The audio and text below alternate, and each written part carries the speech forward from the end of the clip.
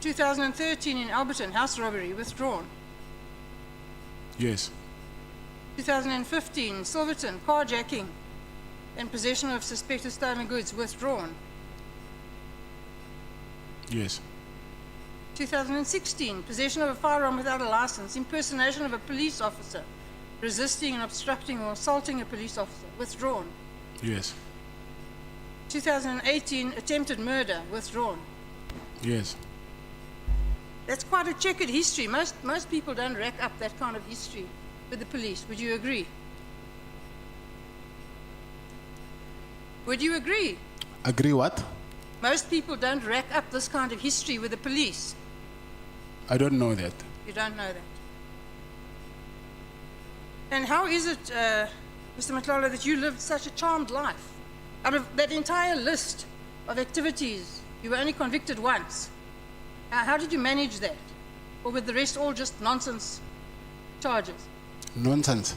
Yes, were they just nonsense charges? No. How is it that you were, everything was withdrawn or you were acquitted? Was I supposed to be convicted? Well, if you were guilty, yes. Yes, if I was guilty. Yes.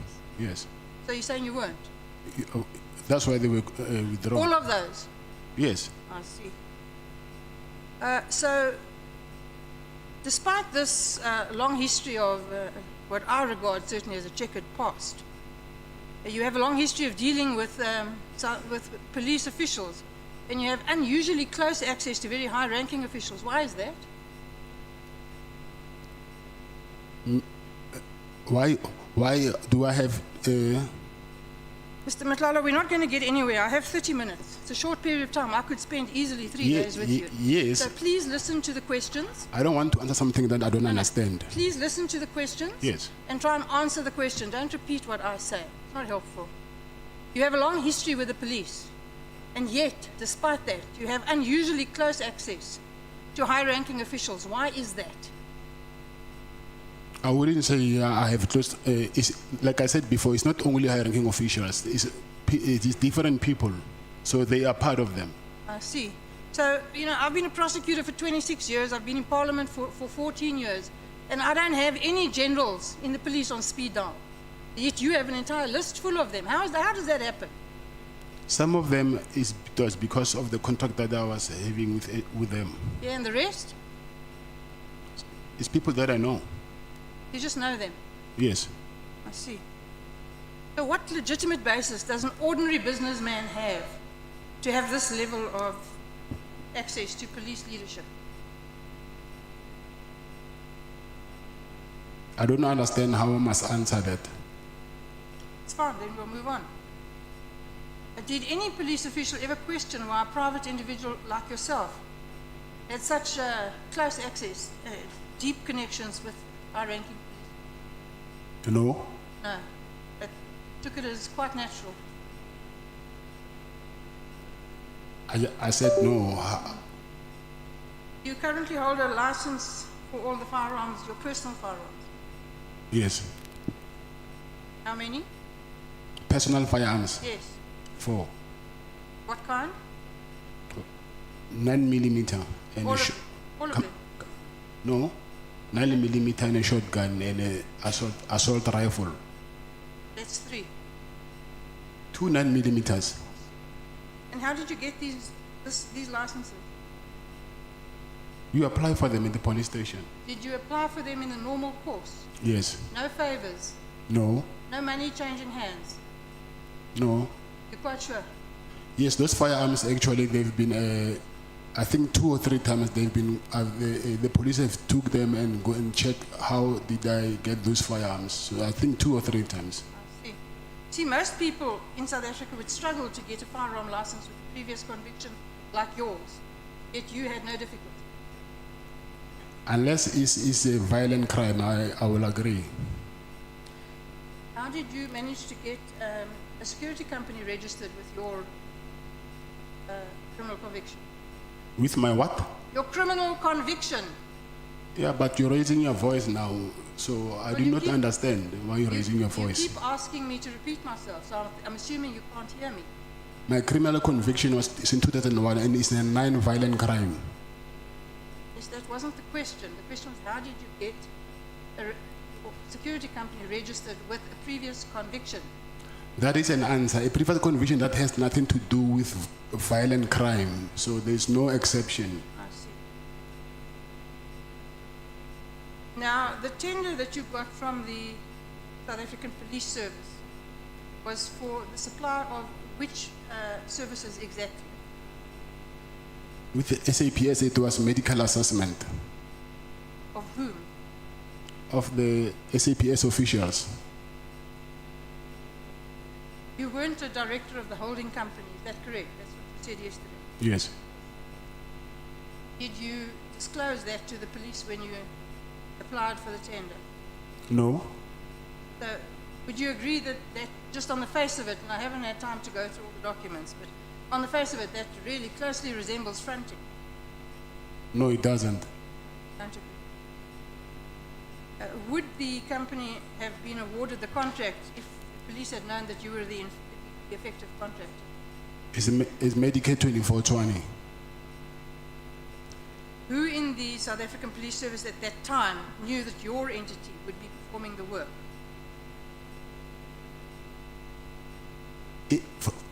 From the SAPS, Yes. no police officials are performing work on my behalf.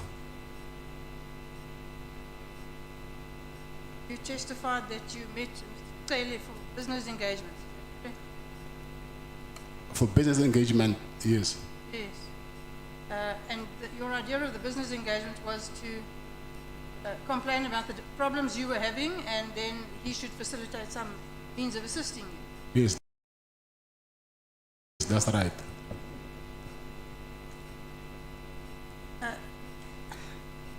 And is getting manicures part of your business protocol? Getting a manager. Manicures, having your nails done. Manicures. Yes. It's part of what? Your business protocol. No, it's not. No. Is it not so that you and Mr. Klele met on at least 5 occasions at Edge for Men in Menlyn, where you get your nails done, both of you? I've never met Mr. Kele there. I see. And the 500,000 rand you say was because Klele asked for it, and it was in return for him having facilitated getting rid of the difficulties that you were having. So getting rid of the harassment and sorting out your problems that you were having with the police. Is that correct? Did I understand you correctly? I said to you that after he helped me, he said to me, I must give him money because he also helped me. I didn't say I gave him money because of he helped me. He's the other way around. No. I accept that's what you say. But you asked him for assistance, he gave it, and then he asked for money. Yes, that's true. In return for that assistance. Yes, that's true. Yes. Now, what do you think that is? Is that a business relationship, or is it just being good friends, or? I will say he's returning a favor. It's returning a favor. Yes, I will say that. So you were returning the favor. Yes, according to him, yes. I see. And you don't think that's corrupt? No. So you don't think that Mr. Klele interfering, using his position in the police to interfere with police processes, make them go away, and then when he does that, you pay him $500,000. That's not corruption. Yeah, from his side, I will say it's corruption. But not from yours. No. You know that there are 2 parties involved in corruption. There's a corruptor and a corruptee. Yes, I agree. Okay, well, I'm telling you that in my view, in this situation, you're the corruptor. Okay. Why would any businessman just casually hand over $500,000 to a senior police official? Why didn't you report him? To who? To the police. The same police that are harassing me. Well, there are many police. I'm sure the entire police force wasn't harassing But you. there is only one national commissioner. Okay. So you paid to make your problems go away? Of course. Yeah. And I'm sad to tell you, Mr. Matlala, that is corruption. You call these payments facilitation fees. Of course. Yeah. a euphemism for corruption. Do you agree? No, I don't. So the lease on the property, the hospital property, you got the lease, you then got the contract, and then you complained the police were not giving you enough work. Why were the police under an obligation to give you work? It's part of the SLA. And what was that arrangement? What work were they supposed to give you, and how much? From all different work streams, from medical assessment to incapacity leave, injury on duty, any work stream that they have, a wellness. And who promised you this stream of ongoing work? Is the SLA itself. And what in totality was this contract going to be worth? 360 million. How much did you get of that?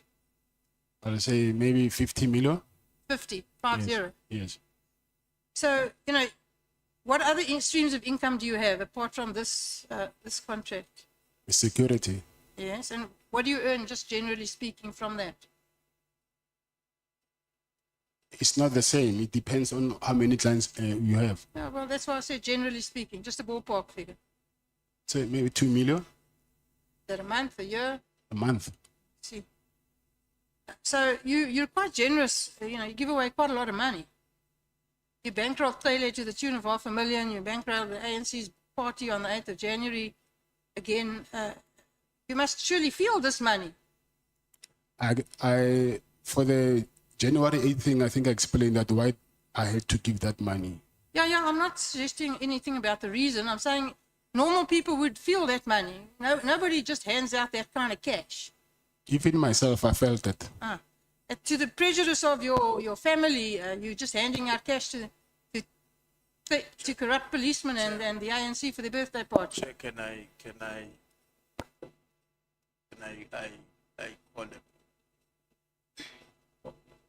And my apology to Honorable Bredenbach, but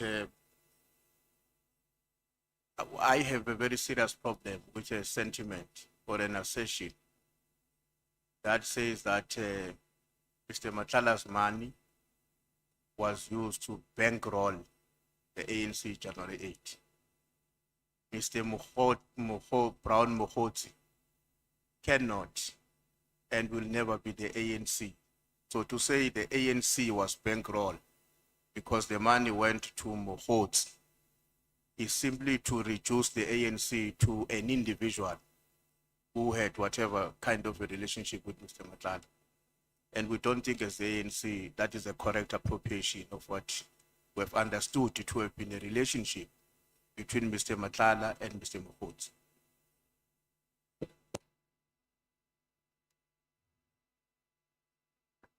Did Mohoti ask your money in the name of the ANC? Not in the name of the ANC. He asked me money, and then he said he was working with the minister of the police, who is in the ANC. Okay. The point is sustained, Chief Whip. Honorable Malema. No, on a point of order. Mr. Matlala made an allegation that money was sourced to pay for people to go to the January 8th celebration of the ANC. And what the Honorable Bredenbach is doing is testing that evidence. And you cannot restrict her because we want to arrive perhaps at a conclusion that the money was for Mohoti or was for the ANC. So it can't be that when we are now testing the evidence that was led here, January 8th is of the ANC. People were paid transport, accommodation, and all of that, including buying table in the dinner of the ANC. So we're testing if this money is to benefit of the ANC. So we're now at a point of testing the evidence. We're not at a point where we can say we've now concluded that the money was from Mohoti. It can't be. We're testing that evidence, and the ANC was mentioned in the evidence in chief. Yeah. I think the witness has said it, honorable members. that he did not give the ANC money. He gave money to Mokgotsi, who said he was working with the minister. So the matter can be brought further. For now, it has not been proven that the money was used to bankroll the ANC. And that comes from the mouth of the witness. He says, yeah, you can continue testing it if you want to test it. The witness is here, he will respond for himself. But like I said, that point of order was sustained. Thank you. What did you give the money to Mr. Mokgotsi for? Said he wanted to entertain his friends and book them flights and accommodation. For what? Flights and accommodation. For what? For the To go where? January 8th celebration. And what is the January the 8th celebration? I think it's the celebration that the ANC hold every year. Thank you. So,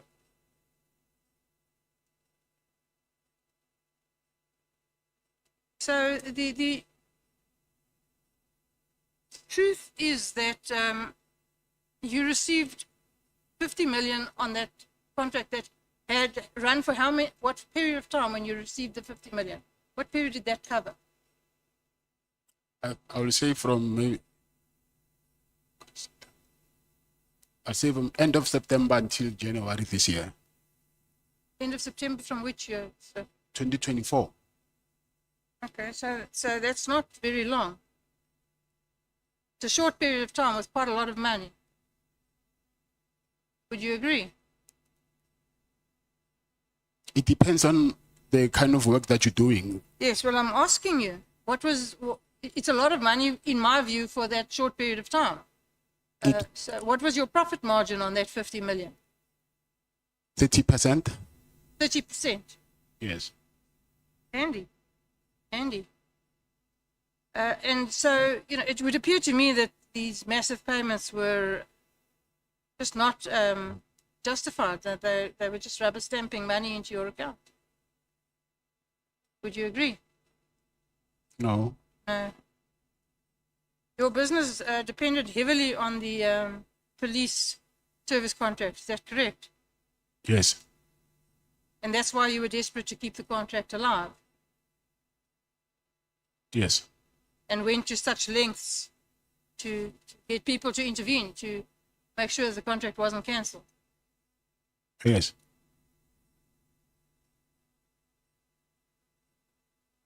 And the payments that you made in order to ensure, or to try and ensure that the contract wouldn't be cancelled, are nothing more than bribes in just common parlance. Is that correct? No. No. So what do you think a bribe is? A bribe. Yes. I know what a bribe is. Tell me what you think a bribe is. A bribe is to Yes, tell me how a bribe works. is to give someone money in exchange for a favor. Yes. Isn't that what you did? No, it's not what I did. Did you not give Taylor $500,000 in exchange for a favor? If you were in my shoes, you will do it as well. No, that's not the question. The question is that not what you did? Did you not give Taylor $500,000? Yes, I gave him for money. a favor? That's a bribe. I was not bribing him. You were. You're in denial, but you were. Jerry Boshocha is a good friend of yours. Yes. Not a very nice man. Busied himself with the drug trade and so on. You agree? Yes, I agree. Now, are all your friends involved in criminal activity? No. Well, how many of them are? Quite a lot. Quite a lot. That doesn't bother you? Say that again? That doesn't bother you? You saying how many friends I have? Yes. How many friends? No, I said how many friends of yours are involved in criminal activity? Oh, criminal activities. I'm sorry that I didn't get that. I didn't get that. I thought you were saying how many friends I have. No. I'm sure you have many friends. How many are involved in criminal activity? I don't know. Well, you knew that Mr. Boshocha was. Yes, I know. Do you admire people who involve themselves in the drug trade? No, I don't. Why? That's what they do. I cannot dictate what other people must do with their No. own lives. I absolutely agree with you that you can't dictate what other people do, but you can decide who to be friends with. Yes, I can be friends with you today. Next week, I hear that you're doing something which is not aligned with what I like. And then what would you do? I'll let you do whatever you're doing. And you still remain friends. Yes, on conditions. What conditions? What conditions could there possibly be I can for only remaining friends with a criminal? I can only meet you at church. Hey, Wena.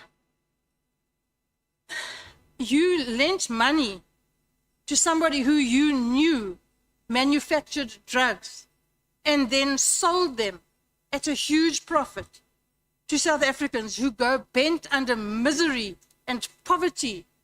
And your friend and people like him, keep them there. That doesn't bother you. It does. But you still gave him money. Yeah, but that money was not for that. You don't know. You just said yourself you don't know what it was for. Exactly. I'm saying from when you ask money from me saying you want to buy bread, if whether you lie to me or not, that's you. But I gave you money for what you asked me for. You know, Mr. Matlala, you're a clever man. That's very clear. You're not a stupid man. You've been around. You know about business. You know about crime. And you are not the naive person you're trying to portray. I don't believe you for 1 minute.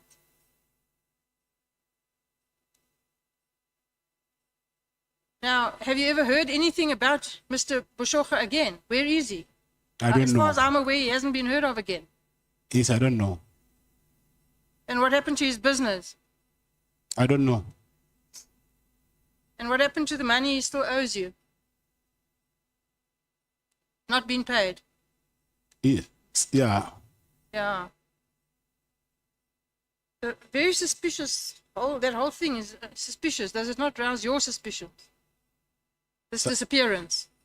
It's suspicious. Yes. Of course, it's suspicious. Yeah. Where's his wife and his child? At their house, I think They've returned, just not him. they've what? Have they returned? It's just him that has not returned. They were never kidnapped. Oh, they were never kidnapped.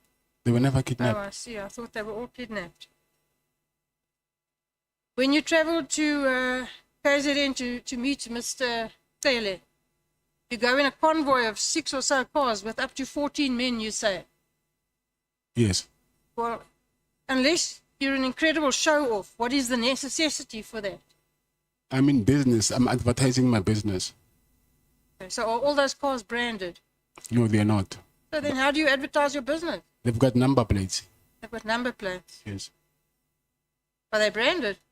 No, they're not. Okay, well, then you'll agree with me that makes no sense. It makes quite a lot of sense. Okay. Do you travel in blue light convoys with this paramilitary style convoy of yours? No, I don't. You used to To do what? travel with blue light convoys? No. Yes. And how did you access those blue light convoys? I never used blue lights. Never ever. Yes. So anyone who says you did is a liar. I'm not saying he's a liar, but I'm saying I've never used them. Okay. The protection that you supplied in Ekurhuleni, you supplied protection to the municipal officers, I think. Correct me if I'm wrong, and also sometimes to the mayor. Is that correct? The mayor is How did that happen? through the. By then he was a chief of operations. Who? Mr. Julius Mkhwanazi. So he arranged for your company to protect the mayor of Ekurhuleni. Yes. And did you get paid for that? No. Did it free? Yes. Now that's not a very good business model. It is. Okay. You donated vehicles to the Ekurhuleni Metro Police. Yes, I did. Why? Like I said before, I wanted to do medical response for them. So I did that as to show good faith. Yeah. How many? Vehicles? Four. 4 vehicles. Yes. What kind? It was a 2 BMWs, 1 Mercedes, 1 VW Golf GTI. Don't mess around. And was there any benefit from this donation? No, there was no benefit at all. Did no business flow from it? I was expecting it, but it never happened. Also, not a very good business model.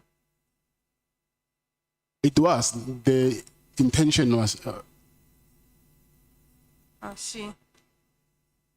So I would suggest to you that the reason that you drive around in a convoy like you do got nothing to do with safety. It's just to promote your image and intimidate people.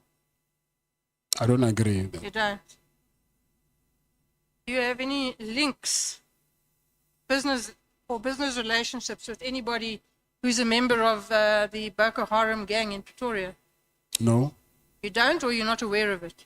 no, I'm not. So you don't have those relationships. No, You've admitted to bribing, although you think it's not bribing, police. Have you bribed anybody else in the criminal justice network? Have you bribed judges? Have you bribed prosecutors? no, Have you done favors for them? no, Have you given them gifts in No. exchange for favors? no. No.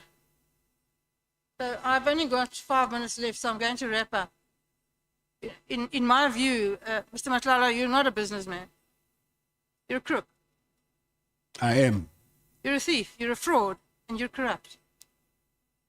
And the problem in this country today is that people like yourself clothe yourself in the respectability of calling yourself a businessman when you are nothing but a dishonest thug. You make an illicit fortune by stealing from the poorest of the poor. It's people like you and your associates that have robbed generations of South African children of their futures. Shame on you, sir. I'm finished, Chair. You, Mr. Matlala, do you have any comment to make on the statement? I don't have any comments. No comment. No. Okay. Are we continue with the DA or?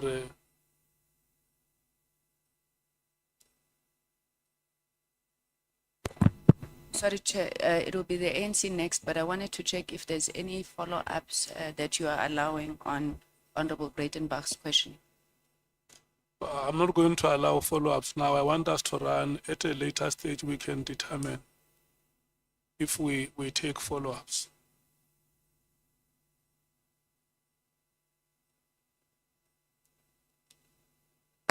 Yes, it's 14:30 now. Your time expires at 15 hours. Oh, thanks, Chair. Mr. Matlala, you said, who did you send to buy batteries for your boat? You said it's who? Who are sent to buy batteries is Nkosi. Nkosi? Brigadier Ngos, No, Sergeant Nkosi. Sergeant Ngos. Yes. Oh, so around here, you make police officers run your errand. You are in charge. But Policemen here run your personal business. but he's a human being after all. So after work, he's no longer. Okay. He is a policeman. Do you agree? Yes, he is. Do you agree that you send a police officer to buy yourself batteries for your boat? Do you agree? Yes, I sent him. Okay. So, do you agree that you send a police officer to run your personal errands? I agree. Okay. Do you know the relationship between Sergeant Ngosi and General Spear? I don't know the relationship. Okay, I put it to you that Sergeant Ngosi is a very, very close person to General Spear. Remember, the SC made an example of a video at Molefe's home. Yeah. But you don't know personally General Spear. You have no personal relationship with General Spear, but his right-hand man runs your errands. You also attend some of his family occasions. How is that possible? It is possible. How? Because I do not think Sergeant Nkosi only knows General Sibia, so he has other interactions with other people besides him. Know what I'm saying? In your statement, you claim not to have a personal relationship with General Shadrach Sibia, Yes, but he says you went to his office once. You say you went to his office 3 times. yes. You have his right-hand man as your errand boy. You attend his family occasions. How is it possible that you don't know that person in person? But Sergeant Nkosi, he is not General Sibia. Those are 2 different people. Beg your pardon? I'm saying Sergeant Nkosi, he is not General Sibia. It's possible that I can. That's not what I said. But I'm just making a series of events and asking and linking them to General Sibia and asking, how is it possible for you not to have a special relationship with General Sibia if you have been able to be close to him in this manner? I'll say it's possible. It's possible. Yes. Thank you. Who is Farmer Brown? I don't know if I'm. Yeah, you talk about a lot of Farmer Brown, eggs, this, krall, this, farm, this, in the WhatsApp messages with a person of Kun, what. That WhatsApp bundle, I also received it yesterday after we adjourned. Who is Farmer So Brown? I don't know anything about that thing. You don't know Farmer Brown? Yes. Would you agree with me that the conversation that is contained here is full of coding? These things that I said here are just coding what was actually happening. It's not about eggs, it's not about krall, it's not about farm, it's not about everything that is said here, but it's about a particular dealing. This conversation is a coding conversation. Would you agree with me? But I cannot. At least you saw it. I cannot account on something that I do not know. Okay. Did you receive bid evaluation committee minutes on your WhatsApp? No. Do you dispute that you were part of this conversation? Yes, I dispute it. Okay. Maybe let's pass it there, because it's quite interesting that you have got about 22 bidders for the Medicare tender, and only you receives minutes of the bid evaluation committee. I didn't receive the minutes of bid evaluation committee. Okay, that's fine. So part of what our terms of reference instruct us to investigate is an existence and the operation of a sophisticated drug cartel. Do you know about any drug cartel operating in Gauteng? I don't know. Do you know anything that is referred to be the Big Five? I've learned. I just learned about it recently. You are not part of any drug cartel. No, I'm not. Is your friend, close friend, as you say, Mr. Jerry, part of the drug cartel? Not that I know of. Okay, let's go to the listing of the hospital. You say you leased the hospital, but you couldn't access it. But going down the line, you say there was a clinic which made you know the officials of Ekurhuleni and stuff. How many hospitals or clinics did you lease or do you have? The hospital that I leased is one is inside the College of SAPS in Pretoria West. But you say Ekurhuleni municipality people, you knew them because they came to your property or your clinic to test COVID-19. Which one is that one? The clinic in Boxburg. So it's not the hospital that you leased from a public works. Yes. Okay, there's an article that was run on your name, amongst other articles, that you leased the hospital in from public works, which was run by SAPS 6 months before the Medicare 24 tender was awarded to you. Yeah, but that was not true. How? When did you lease the I think I will say maybe 3 years back, I've been engagement with public works. No. I'm talking about you getting the list, not the engagement. 2024. 2024, Yes. which month? Maybe around maybe November, December. So you list the property after you got the tender. You got the tender in June 2024. Okay, I might be confused. It's Yeah. maybe 2023, maybe. Okay. So it's blatantly not untrue that you list the property before the tender was awarded to you. Yeah, but before you get a lease agreement, there was engagement that took over maybe, I will say, more than 2 years. Yes, we agree. Yes. But we're saying you are accused of leasing a facility with public works before you got awarded by the tender. Yes. And you are accused of having been a tender prophet. That you prophesy that you are going to get a tender in the near future, so you need this facility. That's what the media is saying. So we're giving you a right to reply to that. Yes, but first of all, even that hospital was not for that. By then, I didn't even know that I was going to be awarded the tender, because that tender also, I've applied for it before, and then I didn't win it. If I was a prophet, then I knew I could have gotten the first time. 3 years back before, I attended for that same thing. So this was my second time bidding for that tender. And then the hospital, I wanted to use it for the students who are inside the college there. So it's two different things. It had nothing to do with the tender. Okay. So is it General or Brigadier Lenono or Sergeant? Brigadier, yeah. Brigadier Lenono. Yes. Was part of the bid evaluation committee. Yes. An evaluation committee that evaluated, amongst other things, your tender documents. Yes. And you later offered her a job at your company. Yes, that's true. Why?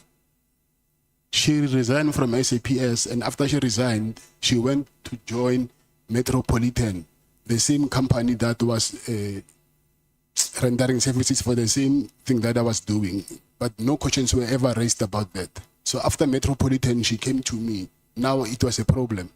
So I did not know why there must be double standards there.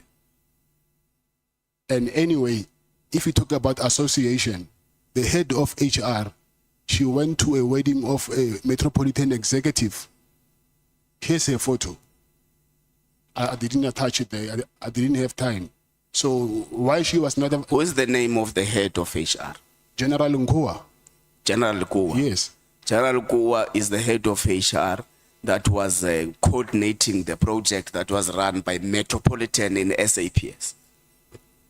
And attended the wedding or what? The wedding of a Metropolitan executive. Yes. General Kuwa. Yes. Okay, we have registered that. Thank you for that information. So, why was the tender later cancelled, in your view?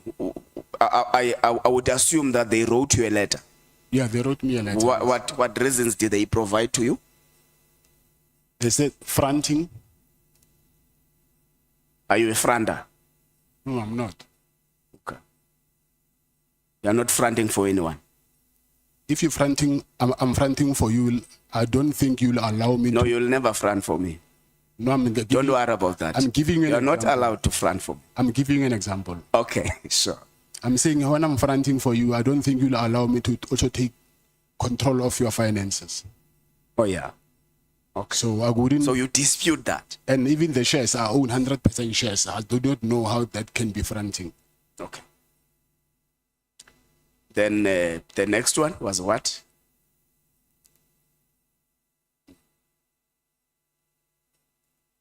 Was there no supply chain irregularities that they mentioned? Yes. They did. Yes. Then the supply chain irregularities Yes. are the process that was run amongst other people by General Lenono you offered. I mean, by Brigadier Lenono you offered a job. Brigadier Lenono, first of all, before I offered her a job, I asked her because of, I saw her when she came to the clinic to do they used to come, when they did the due diligence, I was not around, but they came for the second time, and I saw her, and I asked her, I know that you were working working for SAPS, then won't it be a problem if I employ you? And she said to me, That's not the question. Eh? what is the question? The question is part of what was written to you by SAPS She was. is supply chain irregularities. Whose irregularities? Some of the people were part of the process is Brigadier known.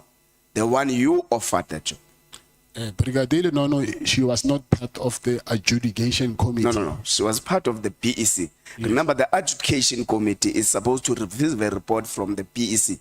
So she is deeply part of the process. The evaluation process of any tender is the most important process. So she was part of the bid evaluation committee. Okay. So you offered her a job after that. Yes. Okay. But Now again, if she influenced my contract, then I will blow my cover by hiring the same person who. So that will be very stupid of me. Okay. I will hide her. I wouldn't. She will get her money while she's sitting at home. Okay. Did they mention poor performance? Yes, they did. Okay. So do you agree? I don't agree. Okay. Allegation ran that you may have given money to the people who were running the supply chain process. What is your response to that? I've given money to people who are running the supply chain process. Yeah. No. It's incorrect. No. So the only person who gave money is in the SAPS circle is General Victor. That's the only person. I will give people money, but not because of their in supply chain. Not in supply chain. But you gave police officers money, but they are not in supply chain. Yeah, not police officers, yeah, but I'll say maybe people that I know. Oh, okay. Okay, let's take it back to the raids. There were items that were confiscated from your property. There is an allegation that has been set in the committee that part of what happened after the raids in your house was that you were made to go and open a case against the PKTT under the pretense that a Rolex watch was stolen and some other item, necklace, I'm not quite sure of the, and all that. But it was alleged in this committee, in this setting, that was a pretense. There was no such a thing. You were made to open a fake case and all that. What is your response to that? That is not true. It's not true. Yes. Tell me why, if you believed that robbers entered your house and took items, you only went to the police station the next day. Why? It was early in the AMs. I went the first thing in the morning. Okay. They enter your house. They harass you, as you claim. They steal from you. They have paraclavas. Then they leave. It's only the next day where you can be able to go to the police station. Not the next day, the next few hours. Okay, that's fine. So Brown Mokhotsi pretended to you that he's from the minister's office. He said he's doing what then? He just said he's working he works from the office of the minister. He didn't tell me his job description. So you didn't ask us? I didn't. Okay. Because usually one would call and say, I'm so and so, I'm this and that in that particular office. So with you, you didn't even bother to check or verify whether the information you are given by this person you claim to not know is correct. Yes. You just moved with the flow. Yes. Okay. Don't you find that funny? No, I don't. You don't?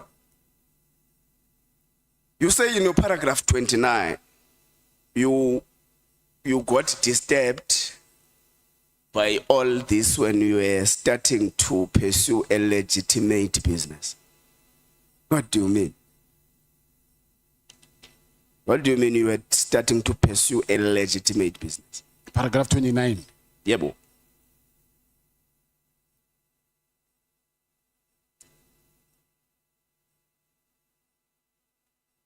Is it on page 9? 29. Paragraph 29. Yeah, but on page 9. Yes. I don't see what you're talking about you. Yeah, then it may have been changed. If that's the case. But let's leave it there. Did you say to your lawyers that this process has caught you when you were trying to pursue a legitimate business? I don't remember. Can't remember. Okay. That's fine. That is not a bad denial. You don't remember.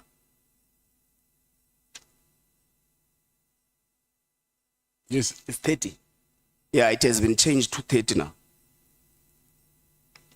Pursuing a legitimate business. Yeah, it's paragraph 30 now. You were starting to pursue a legitimate business. Because I said before that my business was informal, Informal. not registered, yes. What business was that? Like buying and selling of goods, Of? buying accident damaged vehicles, repair them and sell them, but whatever I was doing was not registered. No.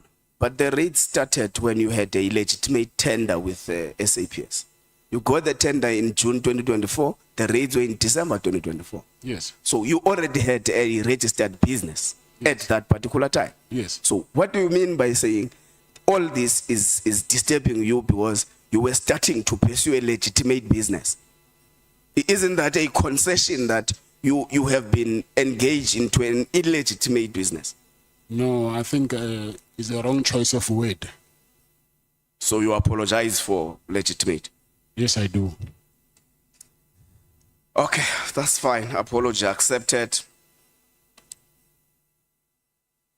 Part of what you paid Brown for was to pay investigators.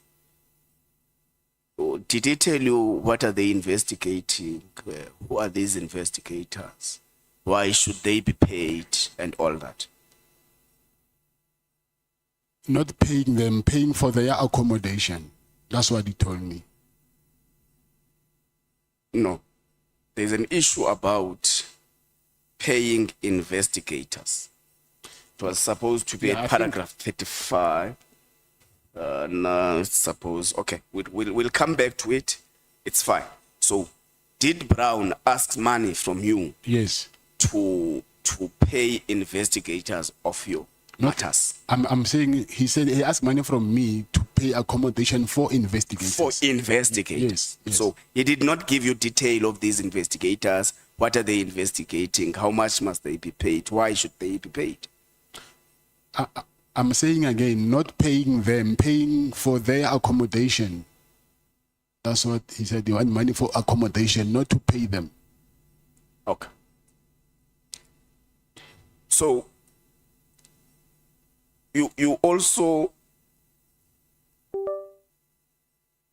say you don't believe that Brown Mokhotsi knows the minister is fake. He's trying to make himself important. Yes. Do you know that the chief of staff of the minister came to the committee and said he has been, that he has received the conduct details of Brown Mokhotsi from the Minister of Police? Contract. Conduct details. I don't know. You don't know that. Do you know that the chief of staff of the minister, Mr. Nkabinde, said he has actually been requested by the minister to arrange meetings between the minister and Brown Mokhotsi and local leaders? I don't know. Yeah, so according to the evidence that we have, it's not true that Mr. Brown doesn't know the minister. Yeah, that was my suspicion. Okay. I think Honorable Sangoni tried to touch on this matter yesterday, and I didn't really got satisfied with the response. There is a consistent message you get from former Minister Peggy that don't block Brown Mohotsi because he may lead you to Minister Mkuu. And what was your understanding of leading to Minister Mkuu? He told me himself that they want to arrest Minister Mkulu with his team. So they wanted to get something that they can use to arrest him for. Then who's they? Minister Kele and his team. Oh, he didn't mention the team. Yeah, but he didn't have to, because I already heard when he was talking to one of the team members, like Lieutenant General Kumalo. Okay. So, Brown also sent you a message that we need to fight everything that comes to you. To me. Yes. In part of the WhatsApp conversations, that's part of the things Brown sent to. That we need to fight. Yes, I know the fighting part, but whether it was to me, I don't know. But he says that comes your way. That's what he says. okay, I will take the message as it is, but I don't think it is what you're saying exactly. But anyway, yeah. But anyway, it's on inverted. yes, I'm not commas. I'm not disputing that. Yeah. It's on page. It's on the WhatsApp conversations between you and Mr. Mohotsi.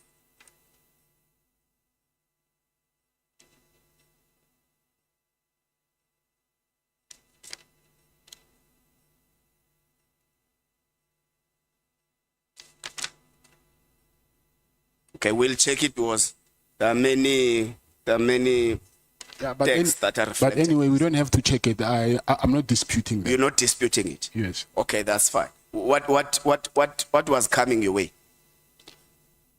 I don't know what was coming my way, but I think he was you ask? referring. Did you ask what was coming your way? I didn't ask, but I think he was referring to that PKTT team. So Brown said, you need to fight. Because when he says we, he's not referring to himself alone. So Yes. when he says we, he actually includes you as well to fight the PKTT. Yes. So is that how you understood it when you received it? Yeah. Yes. Take us through when you say, as part of the messages, whatever the minister needs from me, from my side, I will be happy to assist. What did you mean? What were you referring to here? I was trying to entertain him, to tell him what he wanted to hear, because of that was what me and Minister Kele planned to do with him. All right, let's leave the WhatsApp chat. Now, General Kele says to you, part of why he is fighting Minister Mkunu is because he wants to fire people that were actually hired by him, which is Mr. Kele. So there's been an accusation that General Kele wants to run SAPS even though he is outside. So should this be confirmation that he was trying to control a state institution whilst he is no longer there? I don't know what I can make out of that, but I was just telling you what I heard from him. Okay. You say you were threatened that if you don't do that, you are going to be charged with an attempted murder of your ex-girlfriend. What is that? What that refers to what? If you don't do what? What is it that was required of you to do if you don't want to be charged for your ex-girlfriend's attempted murder? I was supposed to convince the person that Minister General Mukonazi and his team tortured to withdraw the charges against them, and also tell him that he must say the person who forced him to lay charges is Minister Mkhunu and General Sibia. But who are these people who were threatening? It's General Mkhwanazi. In the meeting that was in Paris. Yes, So he threatened you there. yes, And you have got a witness of General yes, Le, yes. General Senona. General Snona. So General Snona, this threat was directed against you in the presence of General Snow. Yes, If called to this committee, he can actually collaborate with what you are saying. I believe so. You believe so? Let's take the chair. I think let me try to conclude. Let's take the issue of, is it Nengi or Nengi, who may have laid a complaint against General Mkhwanazi at IPD. Is it Nengi or? Yes, Nengi, It's yes, Nengi. yes. It's a person you know. It's a person that stays in your wood. Yes. So what was the complaint about? What happened? He's the one that I think I just said it now, that they tortured him. Who is they? Okay. He was arrested by the, I'm not sure whether it's the same PKTT or another unit, but it was in KZN. And then those police, and including General Mkhwanazi, I don't know where they were, somewhere at the farm. And then they were torturing him. Okay. Do you think you were arrested because you stopped giving General Keleman? I'm saying it might be one of the reasons. Are you angry against General Keleman? I'm not happy with him. You're not happy with him, Yes. such that you can say anything about him? Yeah, but not lie. Okay. Thank you very much, Chair. Is it Honorable Cameron or Honorable Sokanyile? 15 minutes, quarter past 3, you must be done. At 3:15, you stop speaking. Thank you. Thank you very much, Chairperson. Afternoon, Mr. Matlala. Good afternoon. Mr. Matlala, do you have any businesses at Eswatini? I don't have. Do you usually go to Eswatini to do business dealings? Maybe going there. Yes, I go, but I don't have a business. When is the last time you went to Eswatini? 19 April 2025. Came back when? 20 April. 20 April. Yes. So meaning that you have Eswatini or you have a passport. I don't have a passport of Eswatini. You don't have a passport. No, I don't. How do you enter Eswatini? With a South African passport. Okay. You don't have an ID that says Musumzi Dlamini. I saw the ID, but it's not mine. It's not yours. Yes. Even the date of birth that is Yes. there, Yes, I saw it, yes. you saw it. Yes. In one of the WhatsApp messages, there's a message that says you instruct your wife to bring the ID. Yes. You know that one? Of the Eswatini ID. Yes, I know the alleged message, yes. You know that, is it yours, that message? No, it's not mine. So it has been imposed. And then, do you know a person called Radovan Kresha? That He's in name. the same center with me. Huh? He's in the same center with me. Which here? Yes. Why? I'm saying he's in the same center where I'm being incarcerated with me. with you. Yes. So But the do relationship you with know him? him? Yes, I know him. We are in the same center. The same center, meaning the prison. Yeah, okay. I'm saying CMEX. I don't know what you call it. Oh, okay. Oh, it's Siemens. Do you know that one of your associates, the reports, they revealed that he was once arrested with the hitman. Yes, I know. Who's that? Is it Tabiso? Tabiso who? Tabiso Ledwaba. Okay. Not it- Kagiso. Kagiso, yes. It's Kagiso. Okay. Then yesterday, when you were introducing yourself, being asked by the senior counsel, then you reflected only about this conviction of buying and selling the stolen goods. Yes. Why didn't you reflect about the other offenses that Honorable Bertenbach has reflected? Those are not convictions. I was referring to a conviction. So, But you didn't reflect about the offenses. Hence, even myself, I'm saying that it's an offense because most of them, they were withdrawn. yes. Why didn't you reflect about them? Because I was not asked about my offenses. I was asked about my convictions. So those are two different things. Because to us, if you are having so many offenses and most of them withdrawn, why? We're asking ourselves about that. But I'm not asking you that one.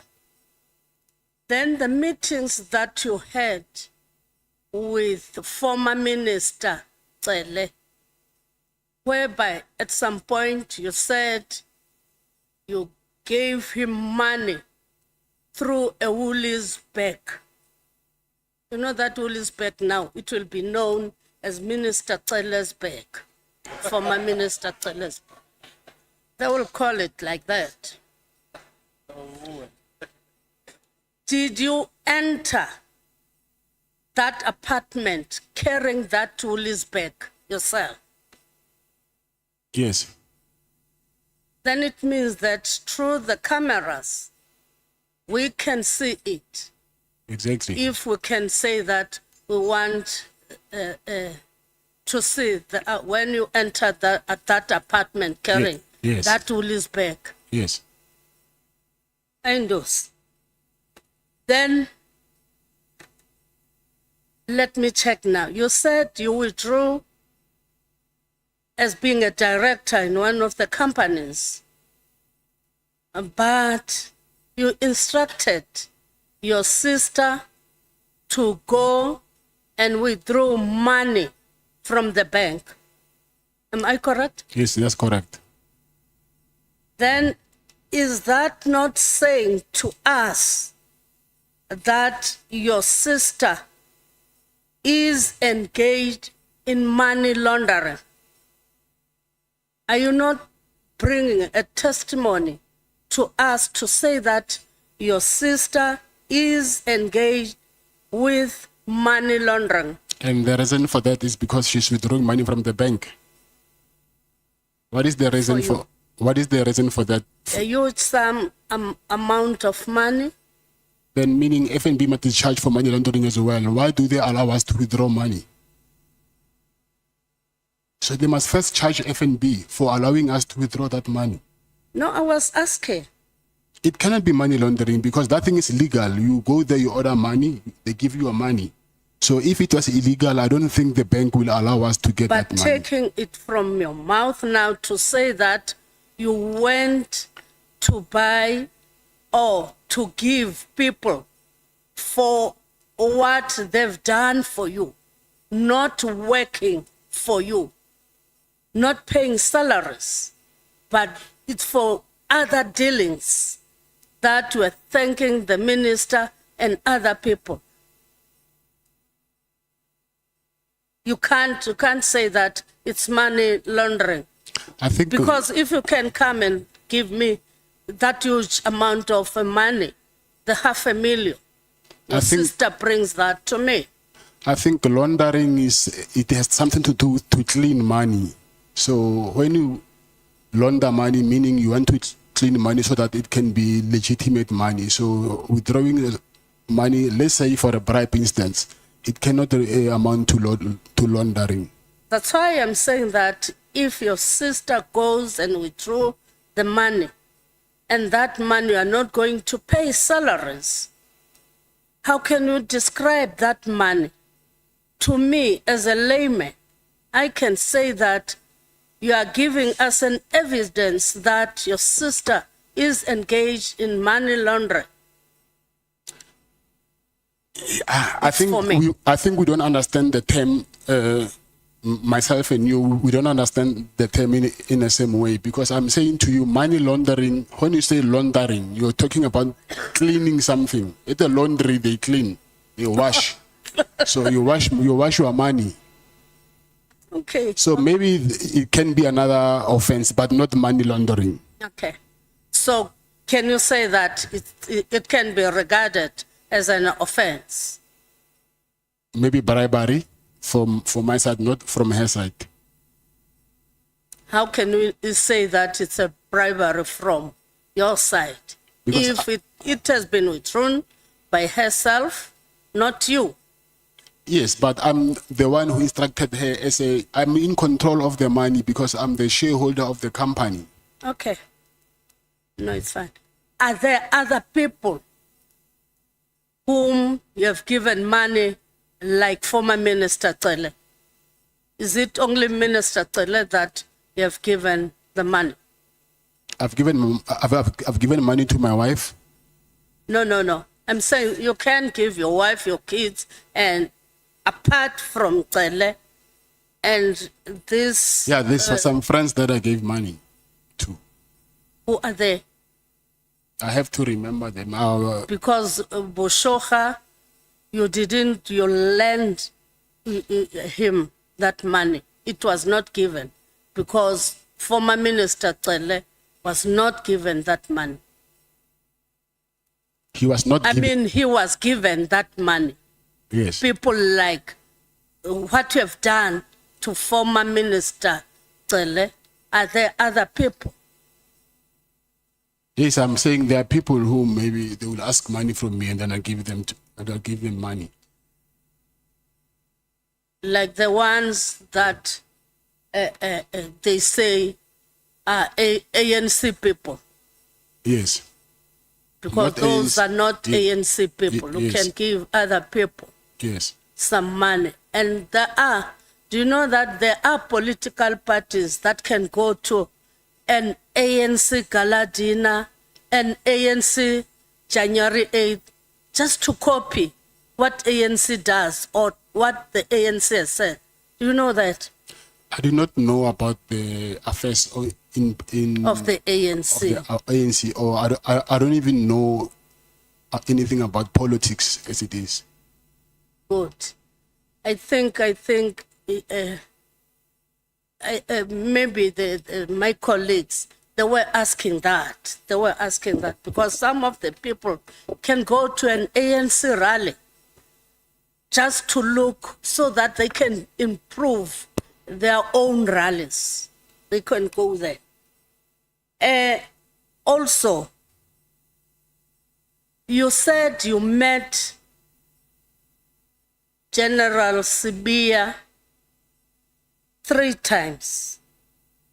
But looking at the WhatsApp messages with Brown Mokgotsi,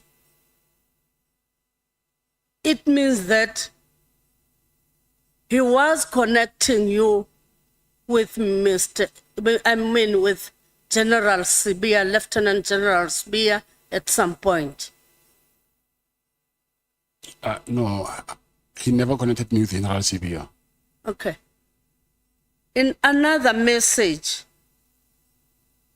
you are very much disturbed to say that you sent a message to Mokgotsi, to Mr. Brown Mokgotsi, saying that morning, just to let you know that my contract was cancelled yesterday. I see you have been avoiding me, and you are saying that you are not going to let that thing lying down. You are going to be very much brutal. What did you mean about that? And to who were you going to base your anger? To Brown. I was frustrated and then I was angry. Then I took it out on him because of the cancellation of the contract. Then in another message you say, I hear that you told Mr. S that I told you that I gave him some animals to keep at his plot. So I wanted to hear from you if is there any truth in this. Who's Mr. S? It's Mr. Sibia.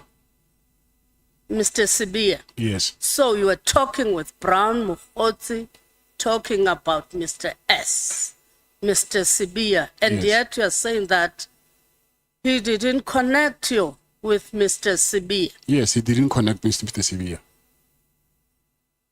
You connected yourself with Mr. Sibia. But can you discuss with Brown Mokgotsi about Mr. Sibia? Because I heard a rumor that I gave him impalas to his farm. Then when I followed the rumor, I heard that the rumor was from Brown. Okay. No, thank you. Let me leave it like that. You are leaving many questions for me. Otherwise, that chairperson will kick me out. Thank you. Honorable Cameron, until 15:45. Thank you, Chair. Thank you, Mr. Matlala. Mr. Matlala, I want to move to the matter of the 6th of July. You were in possession of a contraband cell phone in your cell, weren't you? Yes. Who gave you that phone? I found it in prison when I got there. Who gave it to you? Some inmate who was there. Who's the inmate? We call him Nak. I don't know his real name. Were there any officials from prison involved? He's an inmate, not an official. But were there any officials that knew about the phone or that were involved in the phone? No. Did you have any other contraband in your cell? That cell is small, so it does not have enough space for other contrabands. It can be small phones. I want to go to the matter of senior SAPS officials. We've heard a lot about it today. I want to speak about your contract with the South African Police Service. To secure the kind of deal that you did, I want to know, who did you pay in order to get the deal done? No one. So you went through the normal tender process. Yes. And despite it not meeting all the necessary requirements according to the supply chain process, you still got rewarded the contract. When you said not meeting all the necessary I think there were requirements, 12 requirements according to supply chain management that that internal audit found your contract didn't meet. I think that they should have picked it up in the adjudication. Yeah, they should. That's why I'm asking who you paid. No one. Because it's there where the big problem is. You know Lieutenant General Fani? I know him because he sent us a letter, I think last year, December. Have you ever met with him in any way individually? No. I would understand Lieutenant General Paglane. Have you ever communicated with him? Yes. Have you ever met with him? Yes. Can you tell me more about those meetings? What were they about? No, it's just casual meetings. It had nothing to do with business. So you met with the previous acting national commissioner, nothing to do. It was just a social. Are you friends? Yeah. Come again? Are you friends? No, not friends. So what were you meeting about? I know him through someone else. Where did you meet? Maybe in February, I think, Of 2025? 2025, yes. Okay. Did you ever pay any middleman or do any kind of a transaction that benefited General Paglane? No. Not at all. No, And no one acquainted to him either. No. Tell me in terms of other payments, I did touch on this yesterday as a point of clarity. Are there any other senior police members that you have gifted or paid in any way or lended money to? No. None. No. And anyone that you assisted like you did with ex-minister Cele? Assisted. Well, assisted, bribed, paid, not bribed. Not that I know of. So there's no other corrupt relationship with anyone in the South African Police Service. Corrupt, no. Did you lend any money to other South African Police Service members? No. Okay. In terms of your relationship with Minister Becky Cele, why, explain this to me. I mean, we've heard your different theories today, but why would any legitimate businessman, as you call yourself, hand over R500,000 in cash to a, let's call him an ex-government official, if it's not a bribe? I know the Honourable Breitenbach touched on it, but explain to me in one sentence why would any legitimate businessman do that? Because I was under very serious harassment from the same police. I want to understand or make you understand that aiding and abetting is when a person assists, enables, or finances someone else to engage in unlawful or criminal conduct. It includes paying someone to use illegal influence or authority. I agree. So would you then understand why we say that you bribed him? To an extent, yes, I understand. Based on that specific definition and based on what you've told us so far, is that the only money that you gave to Becky Cele, the 500,000? Yes. There was nothing else, no other cash, no Woolies bags. I want to move to a different matter. Do you know a person called Major General Faraz Khan? I know his name, yes. How do you know him? Do you know his name or do you know him as an individual? I got to know him that day during the raid because of they asked me about him as well. And Major General Moodley? Who? Never mind, you definitely don't know him then. Do you know a Major General Mzwandile Tio? No, I don't. Not. Okay. And do you know or have you had any contact with other senior members of the Crime Intelligence Division? No. And none of them ever did you any favors or you contacted them to assist with any kind of work? No.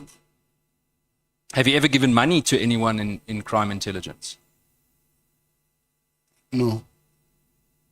Why did you hesitate?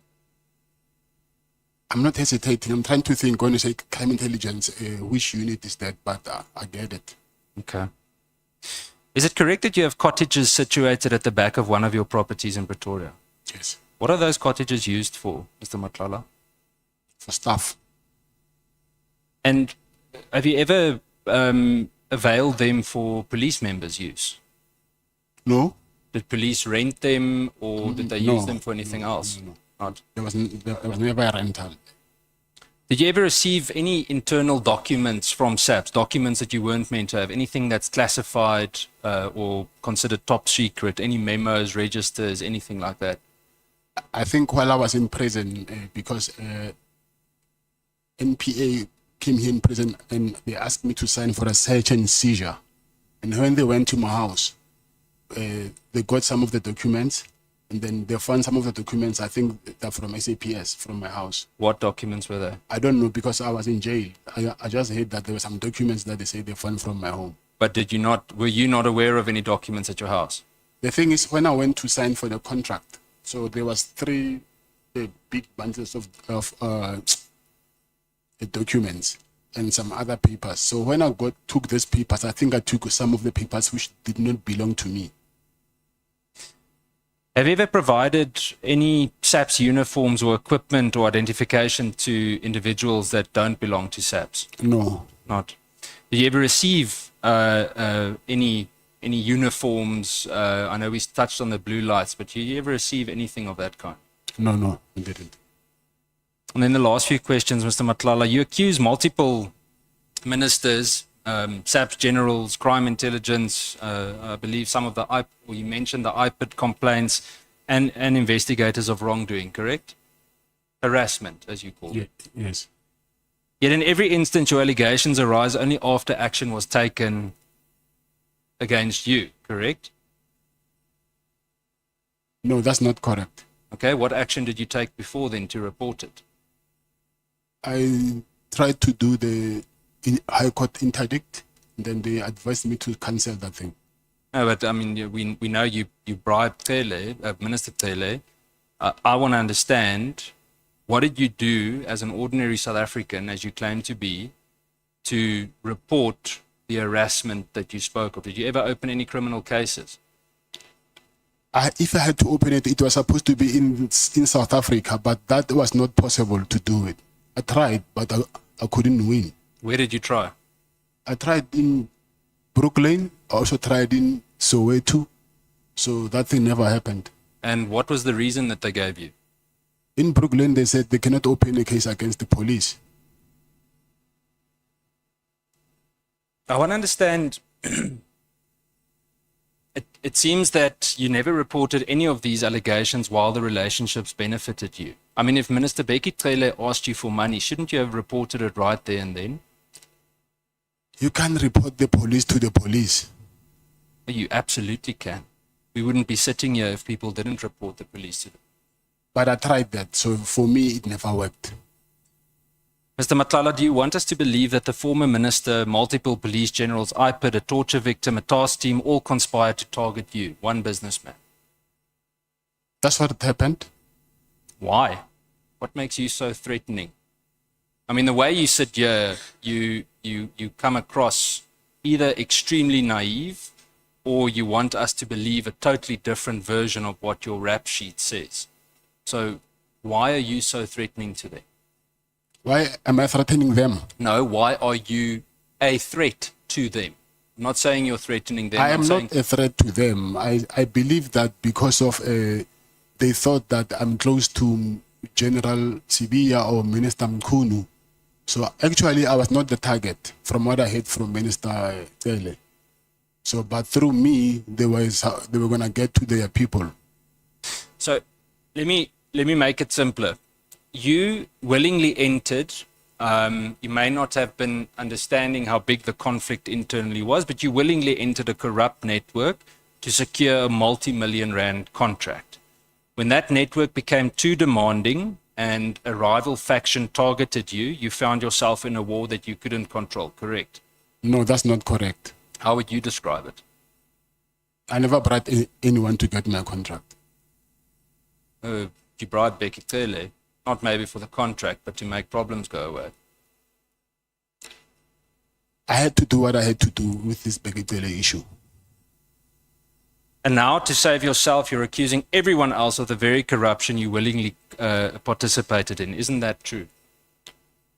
Everyone else like who? Bekitele, Brown Mahotsi, I'm not accusing even those are facts. Well, whether it's a fact or not, you partook in the process. Like Honorable Breitenbach explained to you the difference between a corruptor and a corruptee. Yes, I admit that. Mr. Matlala, there's one constant in every strand of this entire web, everything we've heard so far. And it's you. You with unexplained cash, your apartment, different properties. You seem to somehow insert yourself into investigations. You're shifting directors when it suits you. It's not a coincidence. I'm telling you that you're not some unlucky bystander that happened to find himself in this space. When you go through the list of offences and things that you've been charged of, it's very clear that you've built a very lucrative career on things that shouldn't necessarily have been the supposed, as you call it, ethical way of doing things. So I want to put it to you that you are the central figure in this corrupt enterprise. Isn't that the truth? Yeah, that's not the truth. So who is the central figure? I don't know.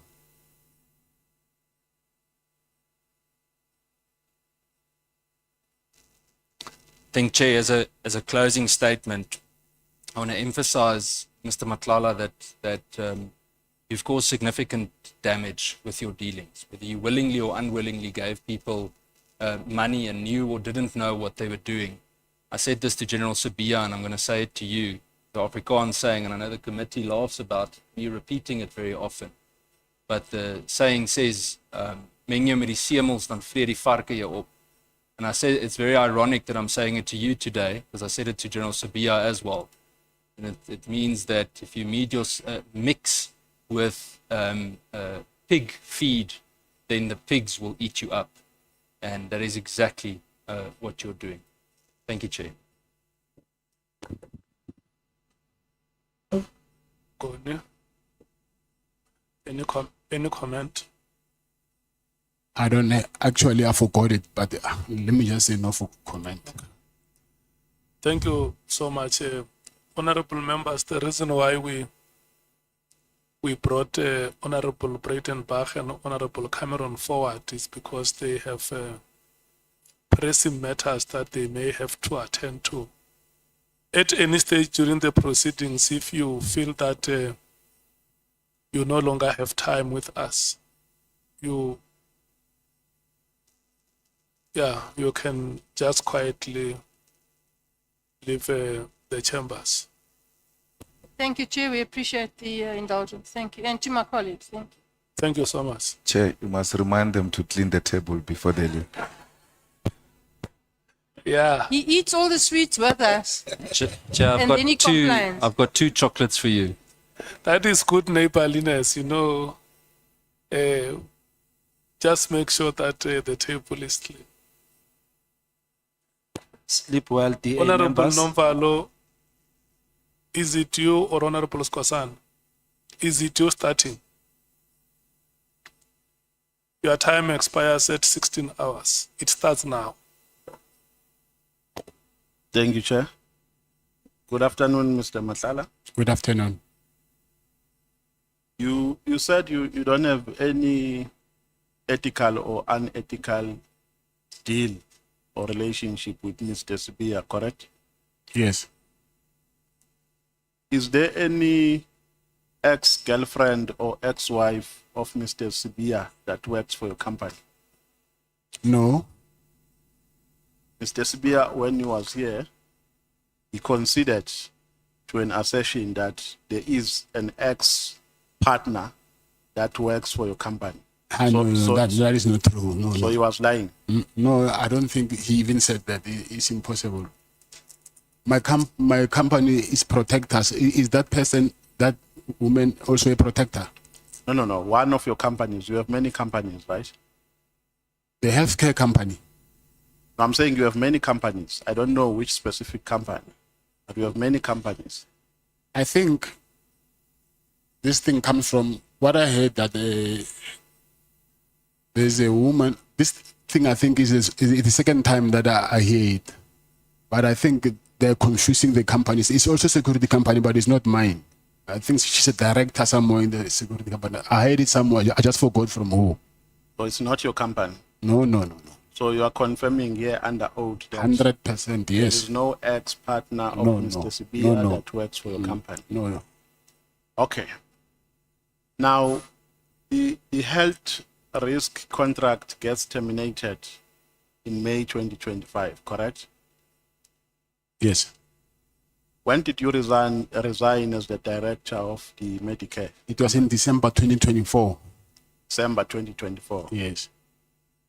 In May 2024, after the termination of the contract, you wrote a WhatsApp message, correct? 2025.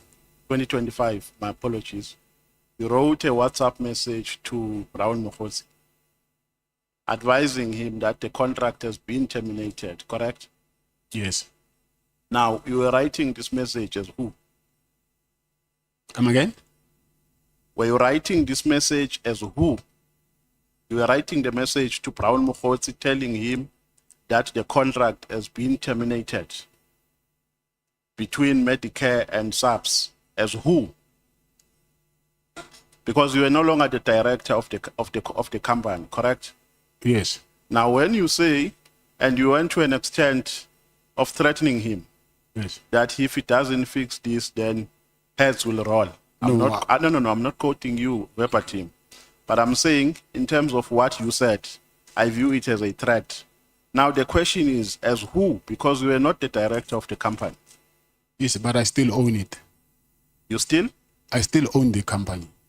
Who is the director in terms of the CICP document? The director is just an appointment, so you don't need to be a director to own a company. So you can own a company even when you are not a director on Yes. paper. Yes. So the director is just there, is just a person. You are fronting with that person. No, I was not fronting. What is the role of the person who appears as the director? What is his role in the company? Executive role? I mean, practically, how does he contribute to the company?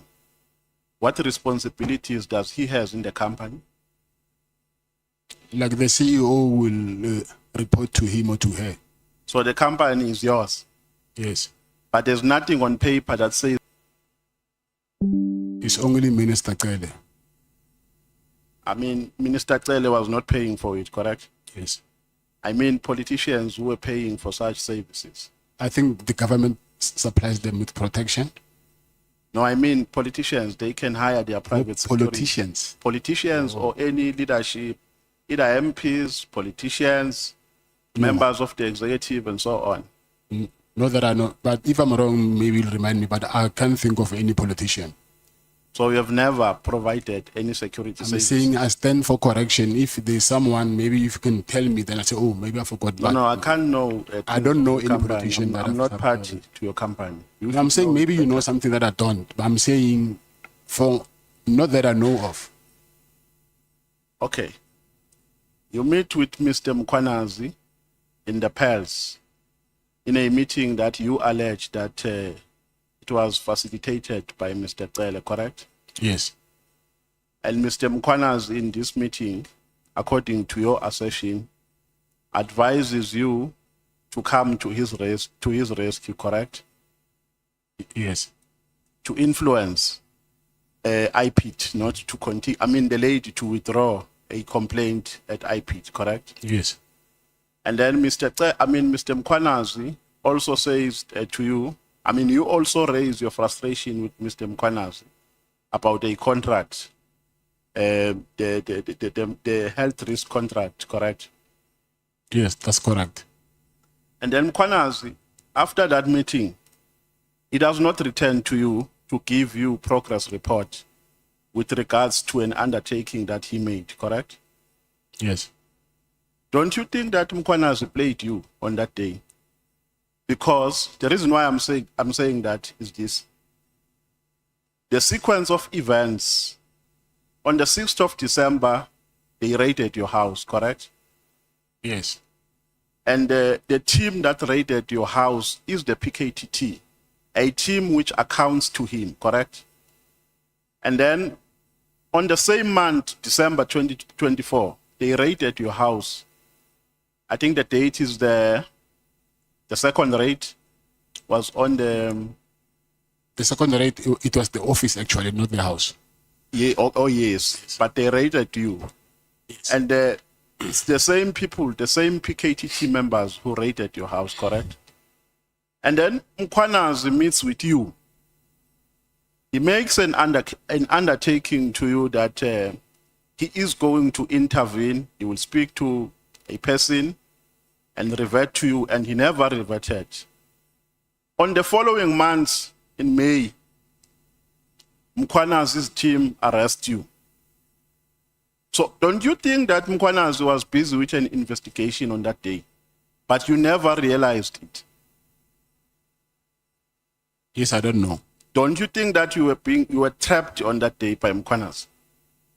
Because this guy makes an undertaking that he's going to intervene. He will speak with the lady in question and revert to you. He does not come back to you. He does not give you any report. So to me, it shows that Mkwanazi was never part of any he never committed himself to an undertaking that he made to you. He was busy investigating you.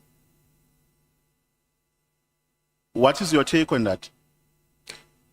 I don't think so. Or because if you're investigating me, then why will you reveal your colleague's secrets to me? Now remember, there are many skills of doing an investigation.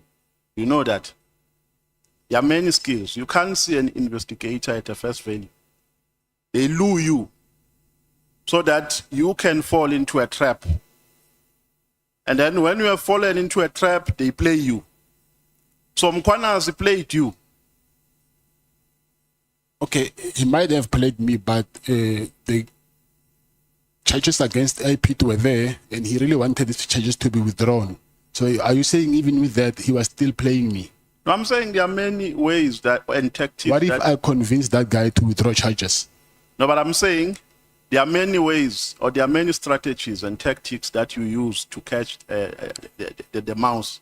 That I understand, yes. Yes. So I'm saying my observation here is that Mkwanazi undertakes to rescue you, but he does not come back to you to say, Mr. Matlala, this is how far I've gone in addressing your matter. I suspect maybe there was a change of heart because there's a lot of things that happened during that period. Because on Tuesday, also, I got a cancellation letter from SAPS. On Wednesday, I sent them a letter of demand, and then the following day, I was arrested. So I will say... Yeah, because this person is heading a team which raided your house twice.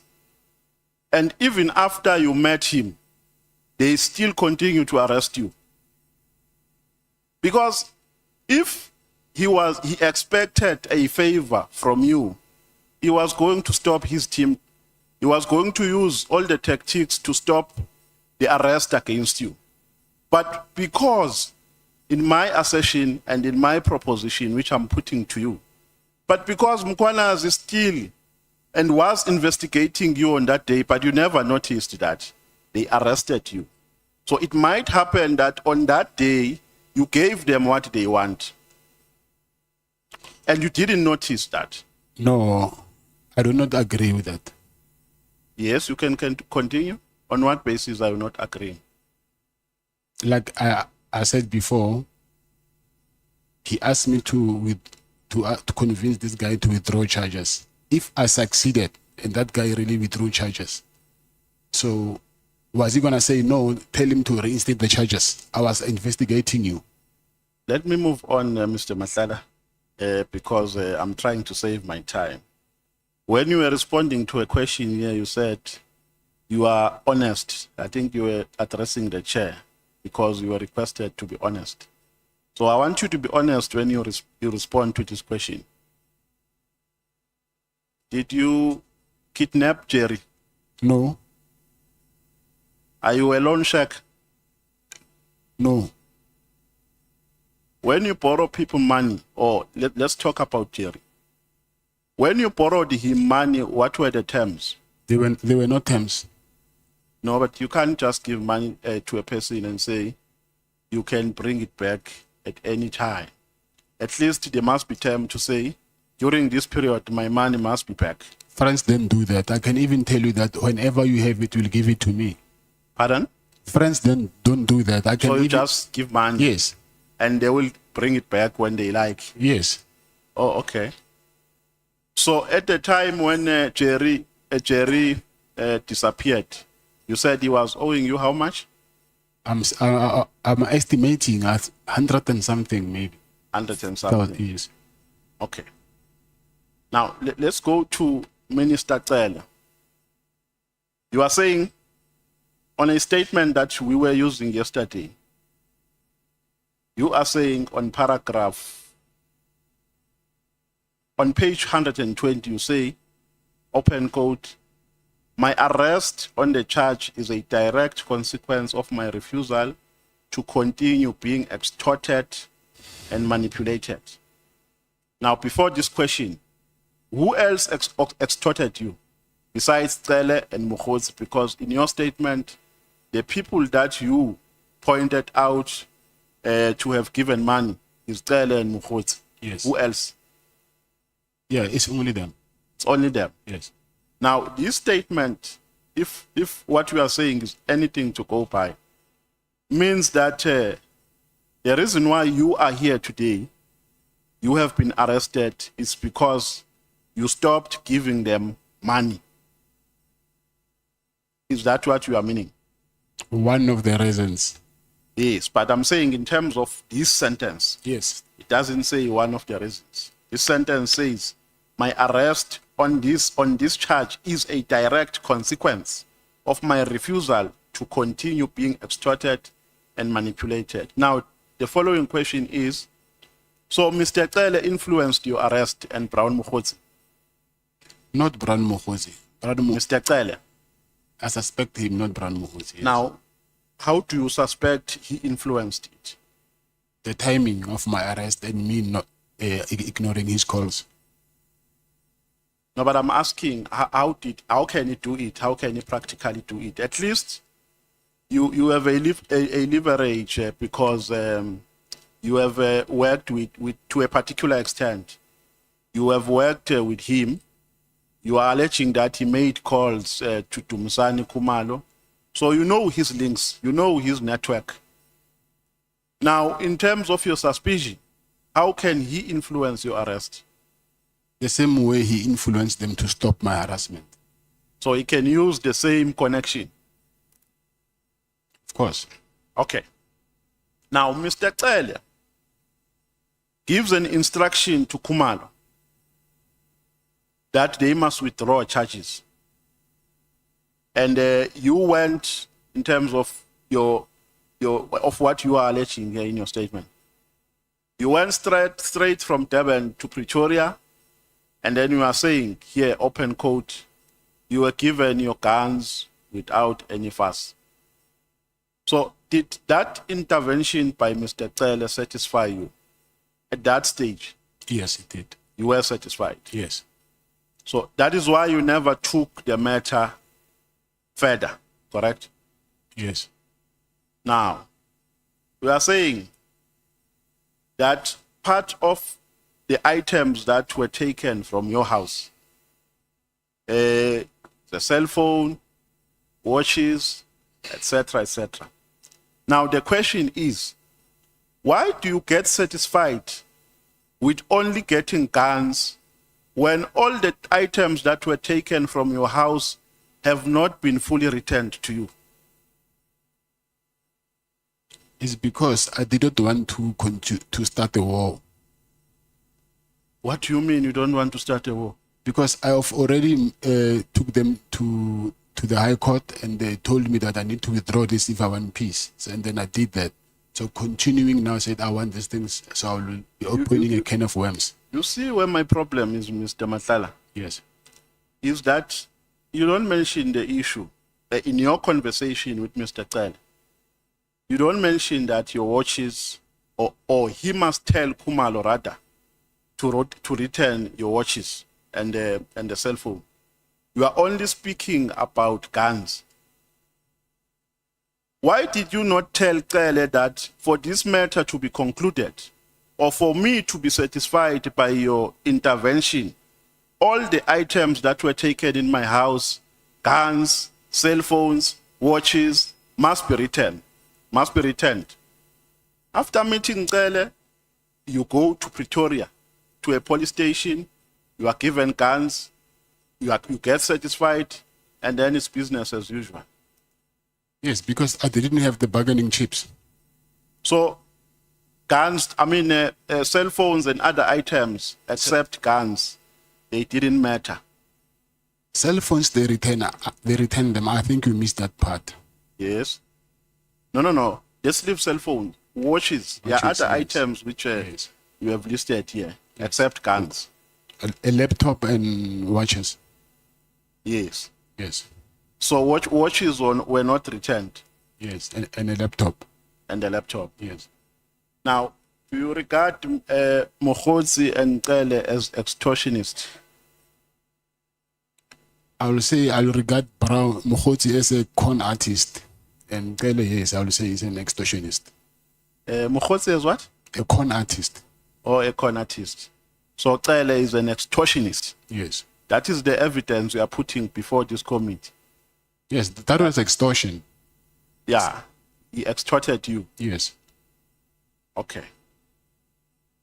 And then you say that in your statement that Mokhodzi requested for money from you for a region, I think in Northwest.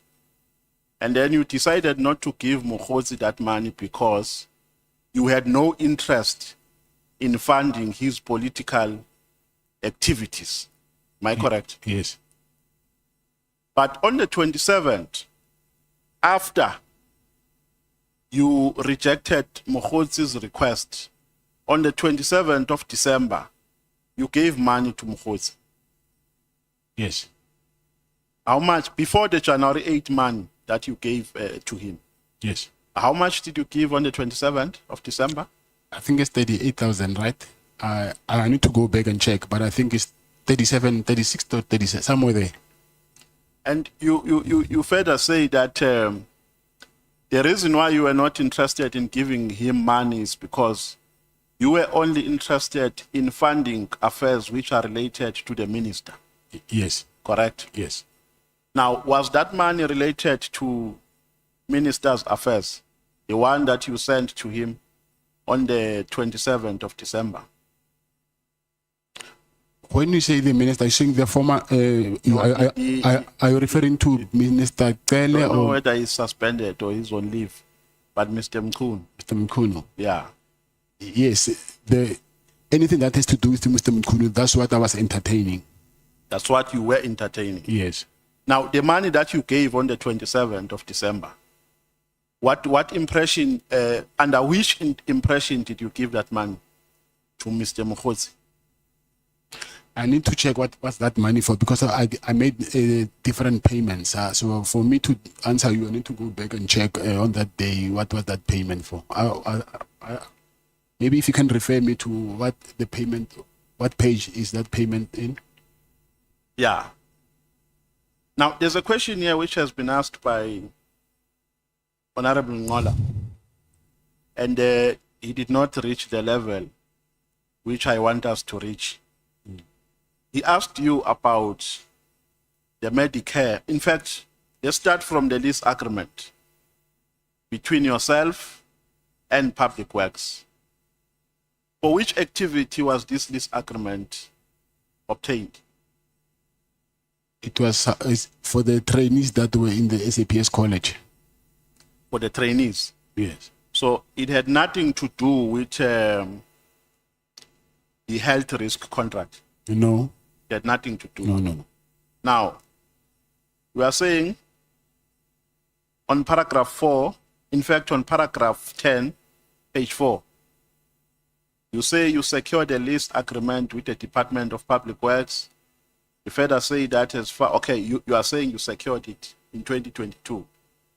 And then, in your meeting with General Spear, according to what you are saying here, you are saying that General Spear advised you to produce the appointment letter. Which appointment letter was he talking about? Not appointment letter, lease agreement. No. You are saying here. What paragraph are you at? No. You are saying, let me look for this paragraph. But you are saying Mr. Spear advised you that in order for you to not confront problems with regards to securing the building, you must produce the appointment letter. Yes, I'm saying, where is, what paragraph is that? Let me look for the Because I paragraph. think you're No, talking about let's the go to lease paragraph. agreement. Let's go to paragraph 10, page 4. Page 4.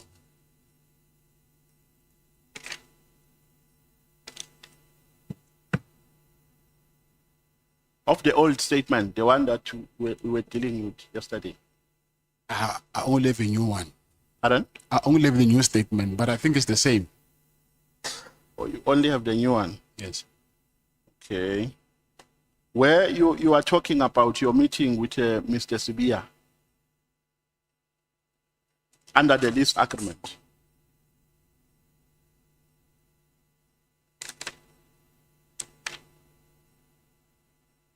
Don't you have a new one there?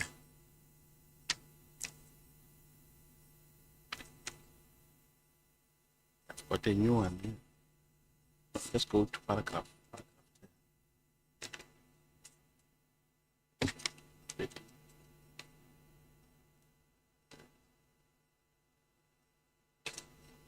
Paragraph.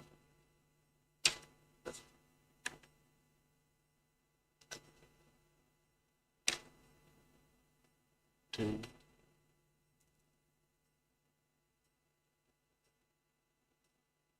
Okay, now let's move on because I'm running out of time. We will come back to this one. I've requested Honorable Skosana to look for this part, which I've just put here. Now, but I'm saying here, so you are denying in the meantime that General Spear advised you to produce a lease agreement, I mean, the appointment letter, so that you are not going to confront problems with regards to the occupation of a building. But how can I be with an appointment letter? Remember, you get it after you've been awarded the contract. Yes. So I do not understand whether you're talking about the bidding. No, remember, this was in 2024. You're talking about what the... You had a meeting. Pardon? Oh, yes. Let's go to paragraph 15.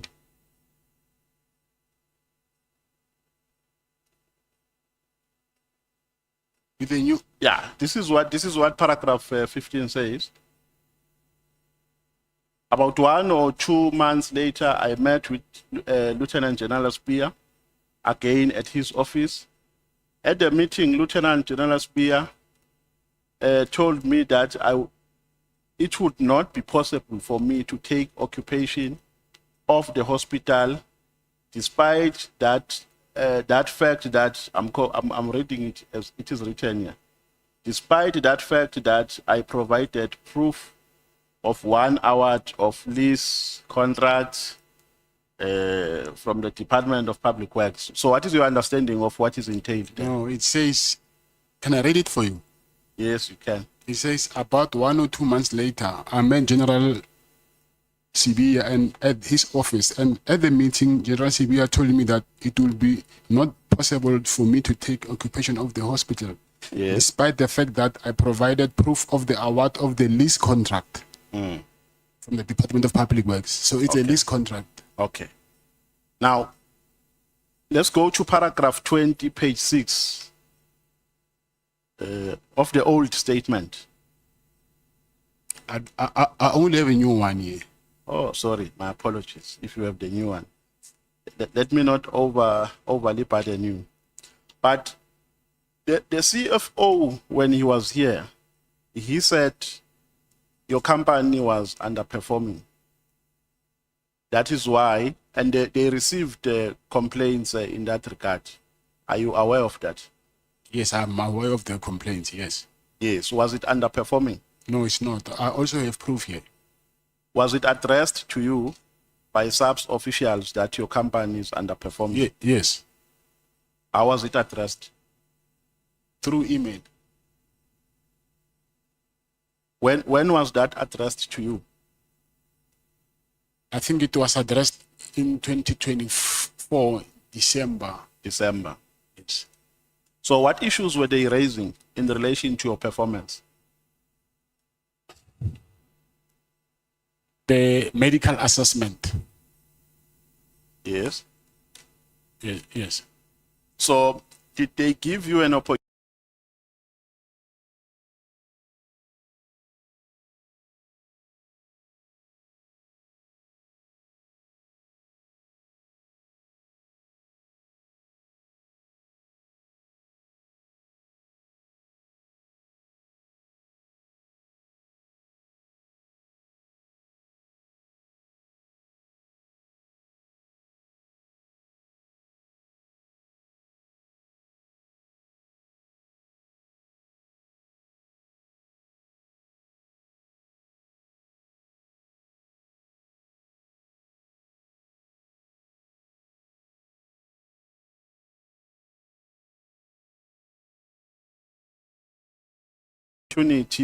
To cure?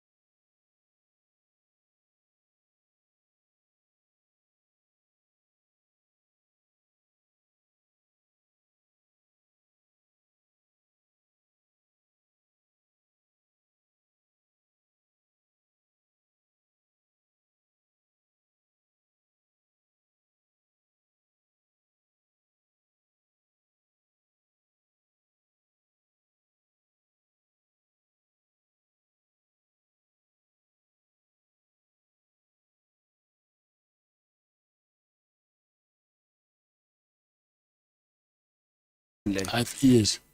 Uthi wena imetropolitan the tender ilithole kayi3 Ngoba even now bayithumele kubo futhi as we speak. ibuyele back kubo. Yes. I-owner ubani le metropolitan?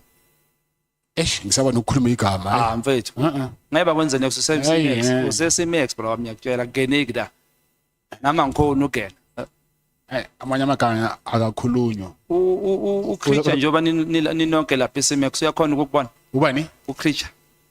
It's impossible. Anibonani? Unokumbona uma uya ku legal visit. Uyambona uma uya ku legal visit. Yes, only that, yeah. It's impossible ukuthi umbone. Angithi mina I'm awaiting trial and then he's sentenced. Okay. Yes. So yabona ukuthi nalo umnikazi wemetro uma ungamveza igama lakhe ngeke kwenze next ngoba ngeke khona ukukuthola. Angithi that thing is easy. You can check it on Google and check the Yamqaya bra. shareholding. Ket Matlala usaba umnikazi wemetropolitan bra. Yeah, ngiyamsaba. Khotman.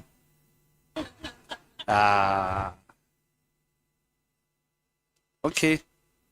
So, ngocabanga kwakho mfethu. Njengoba this guy, this metropolitan got it, you say they got it 3 times if not 4 times. Do you think babahlanganisele?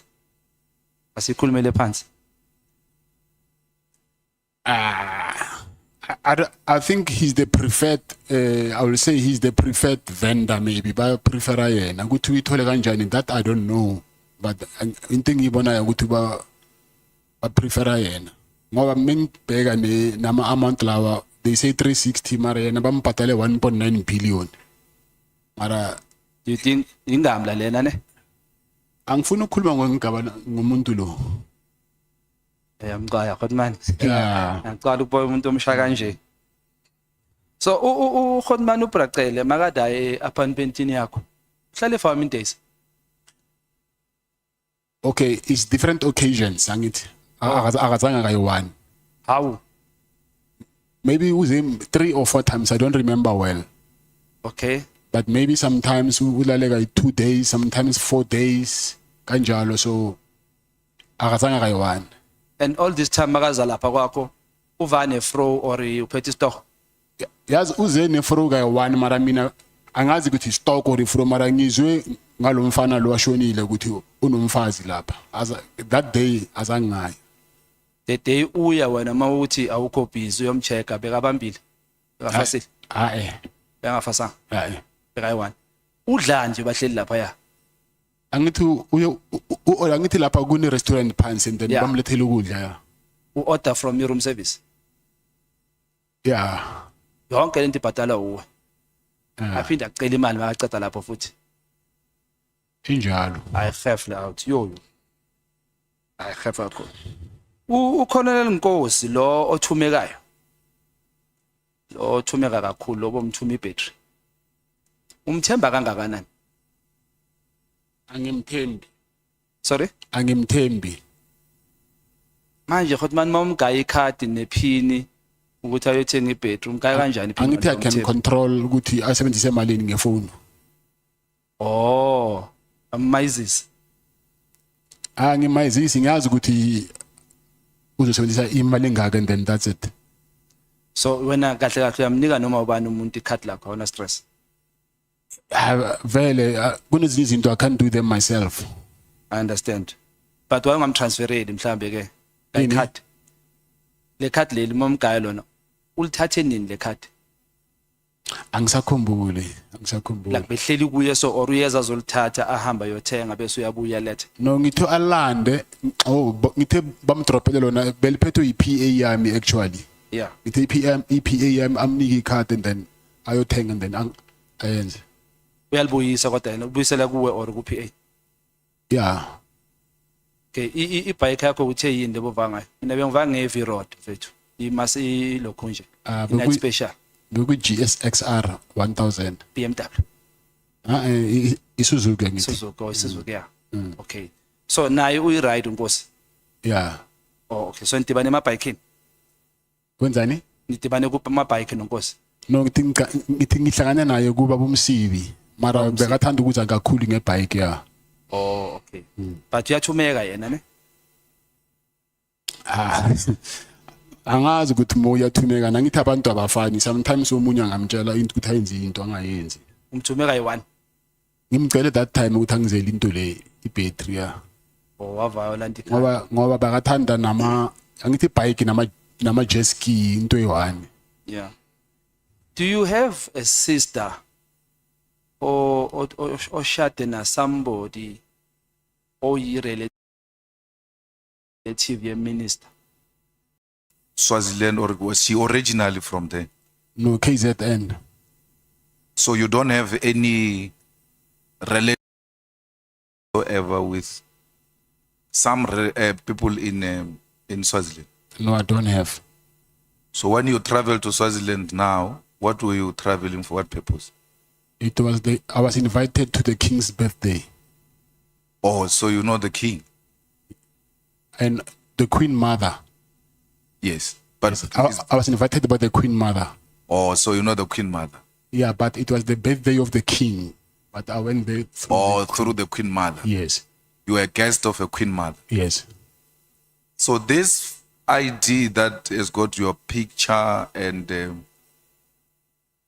ID number that is similar to yours and all of that, what is the story there? I don't have an ID for Eswatini. So that thing was fabricated so that they can deny me bail. Yes, but in the judgment of the appeal or something, it looks like that judge didn't consider that as the grounds that must be used to deny you bail, because he says police did not produce the original ID. Yes. If I'm not wrong. Yes, on the judgment they said that I've traveled to Eswatini using that fraudulent ID, but which is, is impossible. You cannot pass the border with an ID. That thing is not a traveling document. So they said that, and another thing is when I came back, unfortunately, they didn't stamp my passport. So they said I've got access to get in and out of the country undetected. because my wife's passport, my passport, and my protector's passport were not stamped. So it was the overlook of the BMA or Home Affairs, I think.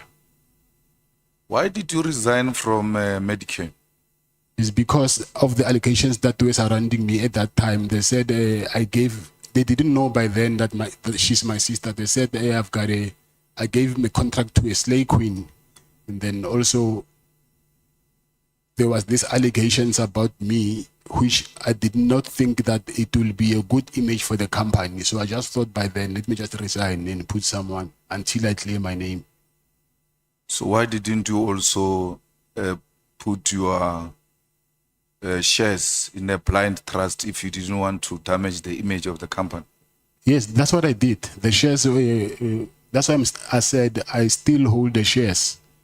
But No, your shares in a blind trust if you didn't want to damage the image of the company. yes, that's what I did. The shares, that's why I said I still hold the shares. But No,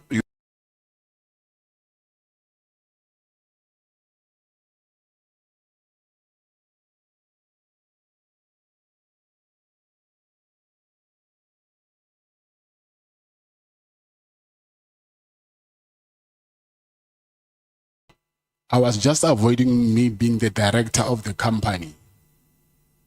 so do you accept that after you wanted to save the image of the company, you put your sister as a director so that you can front her? Because you didn't relinquish for business reasons. You relinquished because you want to face some challenges and someone must be holding the fort for me. Well, I'm still fighting, but effectively I'm running it. I can call money on it. She can't say anything. I can tell her to do this. It's effectively you doing it. She's just a front. Yes, I agree. Sister, so it's not like I was using her. So she's family, and then it was only for the time being until I clear myself, I clear my name. No, once you are fronting a person, you are using a person. You just agreed with me that you are fronting her. You are using her. But she was getting salary. Yeah, even if she's getting a salary, she's not the owner of the company. You are using her. But she was getting salary. Yeah, even if she's getting a salary, she's not the owner of the company. That's what you did.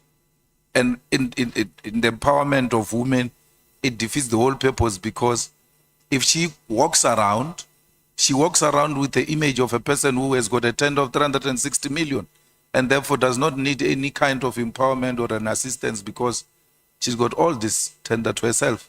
But in reality, there is a man behind her who's controlling this company. Do you accept that is wrong? Yes, I accept that it's wrong. Mr. Matlala, how does the cell phone goes, your cell phone, you see this one? Yesterday I left with this honorable member to a meeting, and when we were on a podium, I left to a bathroom and I left my phone. When I came back, she food and goes to a prisoner inside here, and when you come in here, you find it in a cell. When I came back, she said, I was extremely shocked that you left your phone because you go everywhere. The cell, for you to find it in the cell. NAC, you found it with NAC. You're No. given by NAC. No, it's not. It's not the same cell phone. Or it's a different cell phone. Yes. So it's not your cell phone. No. Or NAC gave you a cell phone that you can use while you are inside. Yes, I found him inside prison. He was using the cell phone. You didn't go with your cell phone. No. So when they found the cell phone, why are they saying it's your cell phone when it is NAC's cell phone?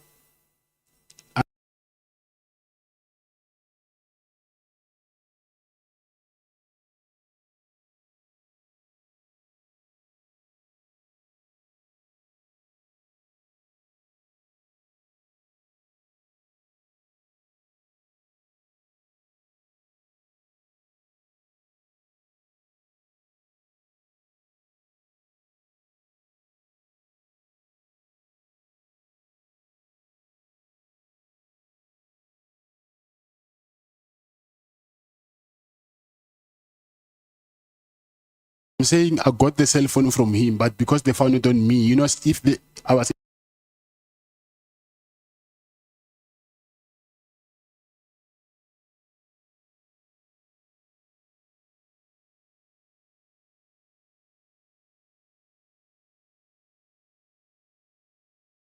process, there's someone who came to me with that cell phone.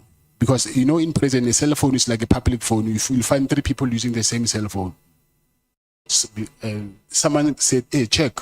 They're talking about you in the media. It was that day when Mr. Mkonazi was doing that press briefing. So when I heard that cell phone, that boy left. Immediately, the members of the task force of EST, they came to my cell. And then the same day, those guys from intelligence and PKTT, they came to prison. So I asked myself a question that if this thing was found in prison, how did these guys knew that I was found with a cell phone? So I thought maybe it was something which has been organized for me to be found with a cell phone. That guy who was arrested and sentenced for killing Bozwani, what's your relationship with him? I'm forgetting his name. Keke. Yes, I don't have a relationship with him. You have never worked together? Work? Yeah? No. But he's also from Mamelodi. Yes. Mokgotsi believes that you are John Wick, and everybody else there believes you are a John Wick in Mamelodi, that you have been killing people in Mamelodi. Yes, I heard that. But what, are you John Wick? No, I'm not. Do you kill people? No. Have you ever been accused of murder before? No, never. So what effort have you taken, the same effort you have taken in saving the image of the company? Yes. To save your image from being called a John Wick and being called a dangerous murderer in Mamelodi? What effort have you taken? That thing, I heard it from Matlala Commission, but I was in CMEX. There we don't have access to anything. So there's nothing I can do at this moment. My main focus now is to fight to get myself out of this place. No, but you're called John Wick before you came here. No. I don't know about that. You are not called John Wick before you came here. Now, in your detail of 14 security or personal protectors, how many are former task force members? It's not task force, it's from the defense, it's special forces. Yeah. Yes. No, I'm asking about the task force, the police task force. Oh, task force is 1. It's 1. And then the special forces? I'll say maybe 8. 8. Yeah. Out of 14. So it's special forces, 8 plus 1 task force. 9. That is paramilitary. It's not VIP protection to have such dangerous, the highest form of defense of the country in one unit. How much does that cost per month? I was paying them 100,000 a month each.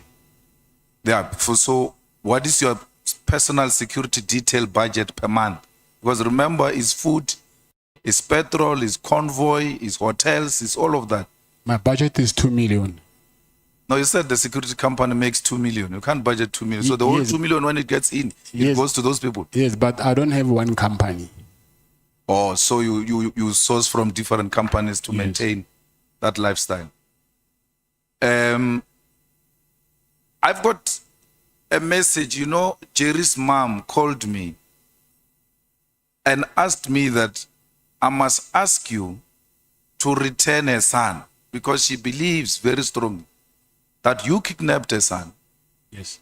And she cries in tears because she says she knows you. And she has given you a plate of food to where you are a child. If we were to talk to her now as she's listening, what will you say to her? I will say that they are misleading her. And I think the people who are misleading her are the people who put me here in prison. Because I think they even went and told this same thing before the mother to Jerry's wife. So I will say she's being misled because they know very well that I'm the first person who woke up at night there, and then I was the first person who was looking for Jerry everywhere. So when they say I kidnapped her, it's because maybe of my suggestion that rather let's tell the police the truth. And then they were not comfortable with that. And I said to them, it's either we do that or we never find him, because if we don't give them a clue, then how are we going to know, how the police, are they going to know where he is? So they were emphasizing that we need to save their image, his image. So me and them, we ended up not agreeing on one thing, because even myself, I was tired of looking for someone, but we must lie to the police on the other side. Yeah, but I'm saying I'm given some limited time and I'm allocating it to you. Speak to her. Talk to Jerry's mom. She's listening to you now. She's watching you. Talk to her. Her son has been missing for so long. Yes. And she feels very strongly that you took her son. Yes. The same way they felt very strong that you took AB's wife and AB's son. Yes. So before you speak to AB, speak to Jerry's mom. AB knows that. I think wherever he knows that thing, he knows very well that I've never done No, leave that. AB. I'm saying, Yes. AB, Jerry's mom is watching. Talk to her. I will say, Mama, you know very well, me and your son, we are very, very, very close friends. We've done a lot of things together, traveled together, me and his wife and my wife, and there was nothing that I will do to harm your son. Actually, your son was like a young brother to me. So there are people who are getting between us, trying to convince you that I took your son so that you might think of me as this boogeyman that people paint me to be. But from the bottom of my heart, I've never and I will never, ever do anything to harm your son or your family. Thank you, sir. I'm sorry. Thank you. Now, did you have a business deal with Jerry in some comfort installing solar system? Yeah, but it was his business. But I'm the one who got it for him. So you worked together, and whatever the money is that you were supposed to transact at that level, Yeah. you sorted each other out. Yes. Now, just before Jerry disappeared a week or two, and AB's wife disappeared 2 weeks after or so, but it was within a short space of time. Yeah, I think a week in between or so, yeah. They say Jerry and AB were in your office. You wanted them to do some tender in Limpopo of a CID. You called AB because he had a CIDB 9. Yes, that's and true. they both declined to do that business with you. And that's where their problem started. He actually accepted AB, and it was not in Limpopo, it was there in Silverton, where there's a fourth plant. And then he accepted. The thing is, he was supposed to go to a briefing. I think he missed the briefing or something. That's why the thing didn't happen, but he never declined. So now, do you know anything about AB's son and AB's wife? No. But were you not involved in helping them to find the wife and the son? Yes, I was. And then as from a security company perspective, what were your suspicions or your findings, as it were? Actually, there is this Pakistani guy whose employee was kidnapped. The Pakistani guy, he's a Muslim. We go to the same mosque. So he told me that his employee is being kidnapped. So I asked around and I found out there's some guys in Atteridgeville who kidnapped that employee. And I took my chances. I just said, call the guy, and I said, I know it's you, but I was just testing the waters. Return that guy because we do not want to come looking for you. Luckily, he dropped him off by Church Street at Sasol Garage. Then we found the guy. So now, with AB's family, because the guy who kidnapped the Pakistani guy were from Atteridgeville. So I said to AB, because you are not far from Atteridgeville, I suspect it might be these guys. And I called the guys as well. I said to them, you see now, you're starting, can you please return AB's family? And then he hung up and then he switched off the phone and then he just disappeared. And I just heard that after a while they said, okay, I'm disguising to appear as if I'm helping AB, but I know that I'm the one who's doing this. But I think it was those guys trying to divert their attention. You remember when I started, I spoke about your son and your wife and how they should not be treated the way they are treated by police. Yes. AB's son and AB's wife did not deserve what happened to them. I agree, yes. Especially the son of AB who will forever be traumatized by those experiences. Yes. And Jerry's wife and children do not deserve to see their father not returning from home, because every sunset they look forward to the return of their father and the father does not come back. Like you growing up without a father, these children want their father, they want to see their father returning. And no one must do that to children and our wives. You agree?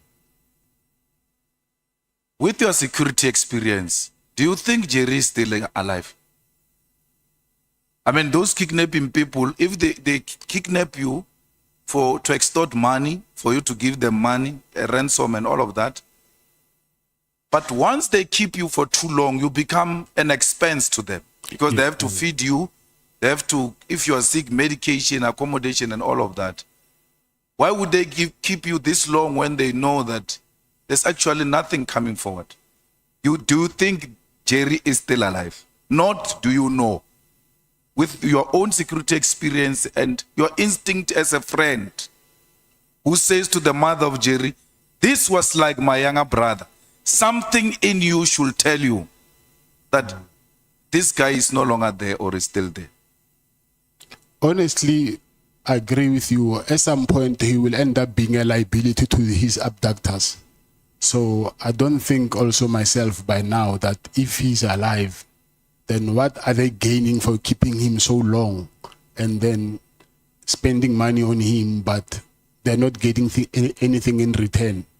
So it's a very hard one to accept, but obviously when you add one and one together, for me, it does not give me, I wouldn't say that these people will benefit anything from keeping him so long. I don't think so. Now, have you been to the farm of the father of Jerry's wife to ask that they pay a ransom of 10 million or anything to that? To the farm? To the farm or to the father? No, to the father. Let's leave the farm. Have you been to the father, like the father-in-law of A?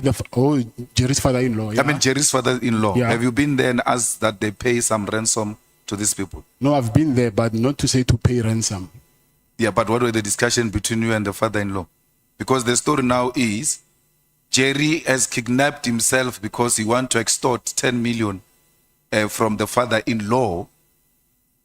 And to a particular extent, you went to say to the father-in-law, please pay something, because it looks like the father-in-law is well off. He's not well off, but that's what they're saying. So actually, I volunteered to pay 5 million myself. And I said, if you guys can raise 5 million, I'll pay 5 million myself so that we can get him. So I went there to speak to his father-in-law and say, listen, let's go 50-50. I can pay 5 and you pay 5. And he said, if they kidnap me, you must tell them that they must kill me. I will never pay any money.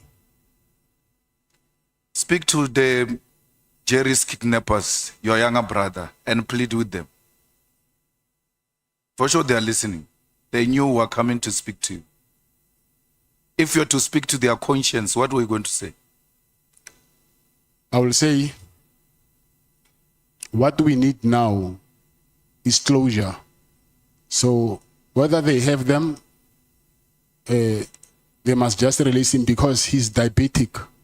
So I don't think wherever he is, he's in a good health. And also, if they did something to him still, let them give us a sign somewhere to at least have a closure to know, because it's not nice every day sleeping, not knowing what happened to your brother, your father, your son. So what can at least comfort us now is closure, whatever it is. So at least we can know going forward what to do. Thanks. Julius Mkwanazi, what is the story there? You installed the blue lights he installed the blue lights in the cars that are owned.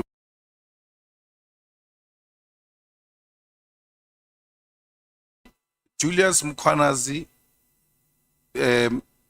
what is the story there? You installed the blue lights he installed the blue lights in the cars that are owned. What is the story there? You installed the blue lights he installed the blue lights in the cars that are owned. I donated cars to his to EMPD, to him. So they took them to you? No. But there was a News 24 article that showed a lady saying Mama Cat is taking his kids to school in style, and they were playing with blue lights like they are playing with yo-yo.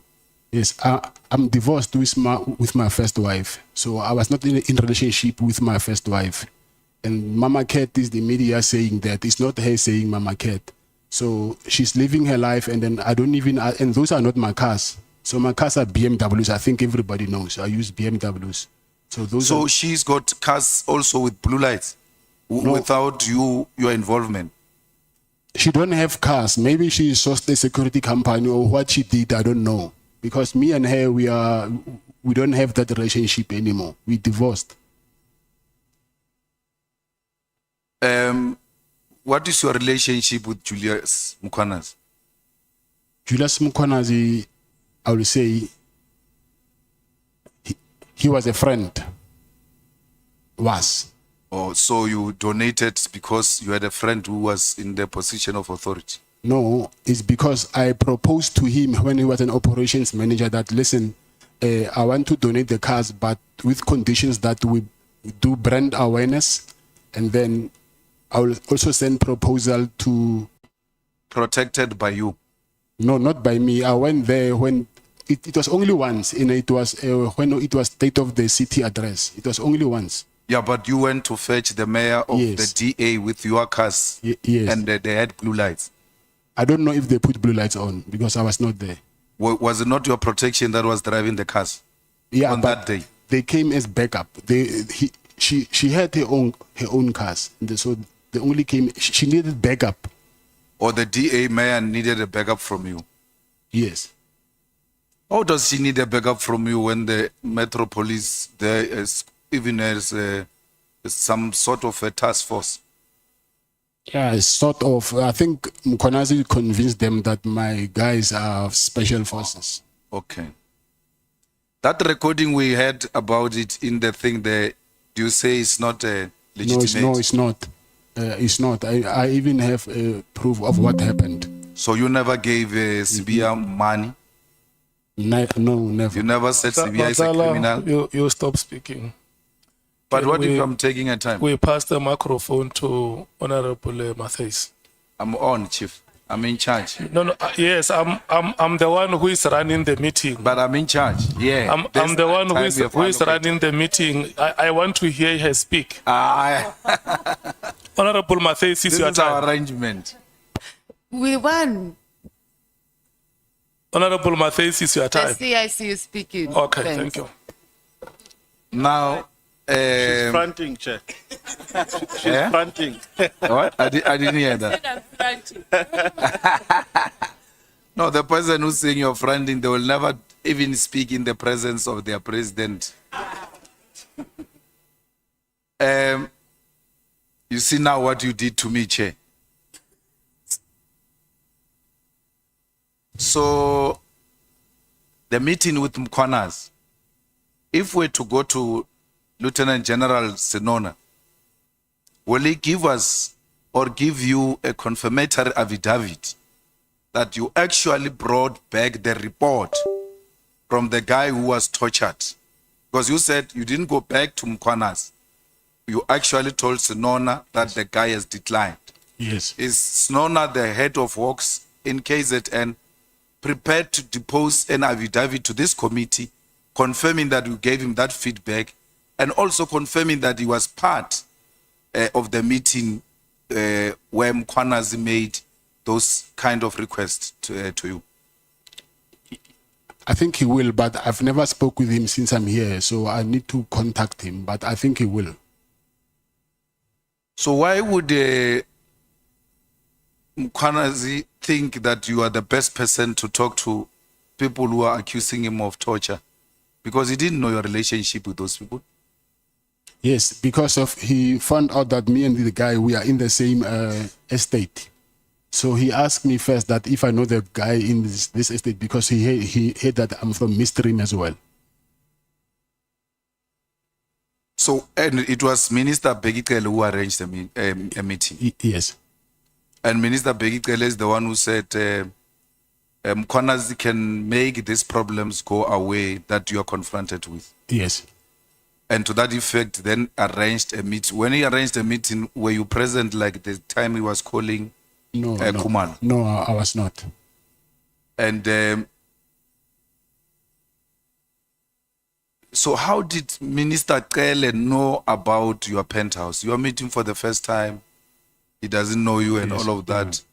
The next thing, there is penthouse staying there and all of that. How did it come up? It's the guy that he introduced me to him. He said, hey, this guy's got a nice penthouse. I assume the guy knew that Mr. Kele traveled a lot to Pretoria, and then he was struggling with accommodation. Not struggling, he had to pay accommodation. That guy said to him that actually Kat has got a nice penthouse there, so I think you can talk to him, he can offer you. How many times has Minister Kele been to the penthouse? I think 3 or 4 times. But it looks like he said he's been there twice. Only twice. No, it cannot be twice, because he's been there twice when that guy was alive, and then after that guy's death, I remember he left his white Hugo Boss shirt in one of the bedrooms, and I sent him a message. I said, "It's me." I took a picture of that shirt, and I said, "It's me, Kat in Pretoria," and I even showed him his shirt so that they can know who is he talking to. So. After that, it was the 3rd time, and I think 3 or 4 times. It cannot be twice. It cannot be twice. Now, which year was that? This year. So, if you're to be released here and you go and ask as a resident or the owner of the penthouse there, by whatever the place might be, you go and ask for the footage of all those days. Will we find those footage? Of or more than twice? I think that will depend on the security. Sometimes the footage after a certain period gets deleted. So I don't know how long they keep the footage. As a security person, how long does it get deleted? Do you delete it, or it automatically deletes itself? It does. After 3 months, sometimes it does. And if it's a residential, you'll find after 2 weeks. So we will not find your CCTV coverage of you and Kele at the hotel in Durban, where you gave him 200,000 because you said you walked to the car where the cars park normally in hotels. There are CCTV cameras for security purposes. Yes. Yeah. So you send your security, and then you walk with Kele to a red car, Yes. Jeep. You put the money in, and then he drives away. Yes. If we're to go and subpoena such a CCTV camera, will we find it? Yes. Yes, 100%. And then that day when I'm happy because you and Minister Kele are agreeing that you went to Durban to deliver the last, the other portion, the second last, I suppose. And then when you are there, your conscience said, no, this should stop. I'm not continuing with dishing out money. This is now amounting to abuse. And then you stopped. but he kept on calling you. So where you and him agrees that you were supposed to meet in Durban. Yes. That's why he gave you 20 calls. And you are saying, yes, I drove to Durban for purpose of giving him money. And that day, I took a decision, I'm no longer doing it anymore. And he gave you 20 missed calls. And we asked him, why did you call him so many times? He says, we were supposed to meet. Yes. So on the meeting part, you and him are agreeing. What we need an evidence of is this portion of the exchange. Even if it's not visible money, but as long as we see the tele money from you, the tele bag from you to his car, that's prima facie enough. So, did he really make those calls on that day when you decided no more? I'm no longer answering his calls. My phone is, even now, is here with my legal team. His missed calls are still there. You can even see them now. And we need some, even if it's smallanyana evidence that demonstrate that you indeed exchanged money, because the problem is that Mabonga is dead. Yes. And the protector that went to fetch the Woolworths bag, is he still alive, and will Yes. he be prepared to dispose an affidavit that you send him in the presence of Minister Kele to go and fetch a bag? And obvious, if he's a personal protector, meaning a bodyguard, he will walk with you or behind you Yes, as yes. you walk to the car Yes. with Minister Kele, and then you putting, will he give us some affidavit? Yes. Yes. I'm worried, Mr. Matlala. 12 cases withdrawn, 1 guilty verdict, 1 not guilty verdict, 1 acquitted. And you've got police around Pretoria here who are sent around as your eyes boys. Why would the police go and fetch a car to... Your story is actually making this the case of that police officer even worse. Because you take a card from your PA, you give it to a police officer. What stops a PA from taking the card to go and buy a battery and bring it to you? Because generally that is the work of the PAs. And here police are being converted into PAs in the absence of the PAs. They're actually being given the job by PAs that they said, I must give you a card to go and do what I'm supposed to do or I'm employed to do. What should we take of this kind of a relationship you have with police? And the next thing, cases are withdrawn, and meaning the people who have actually complained in these cases have never experienced justice, because this will somehow, the reason we're asking you about this police officer is to determine your proximity to the police in this area and to determine whether police are actually under your control. No, they're not under my control. Yeah, but why would you send a police? And he's probably older than you. No, he's not. Or is a small boy? He's a lighty. Okay. So you were sending a lighty policeman to run around? Not a lighty. You know, when you, like a little brother, I will say that. So not a lighty in a defamatory way, manner. Okay. So I'm saying sometimes, yes, you might be a policeman, but at home you are a brother, you are a sister, you are a father. So when you are at home, whether you're a policeman or not, or you're a judge, if I'm your older brother, I can send you wherever, then you will do that. So it's not because of I'm undermining you as a police officer or as a judge or whatever. I'm saying you can send a judge who's your younger brother to go and buy a battery. Oh, bread or whatever you want. Yeah. A judge. Your brother, I think he will, when he's at home, you know, he'll call you Abuti, whether he's a judge or not. So that respect will always be there.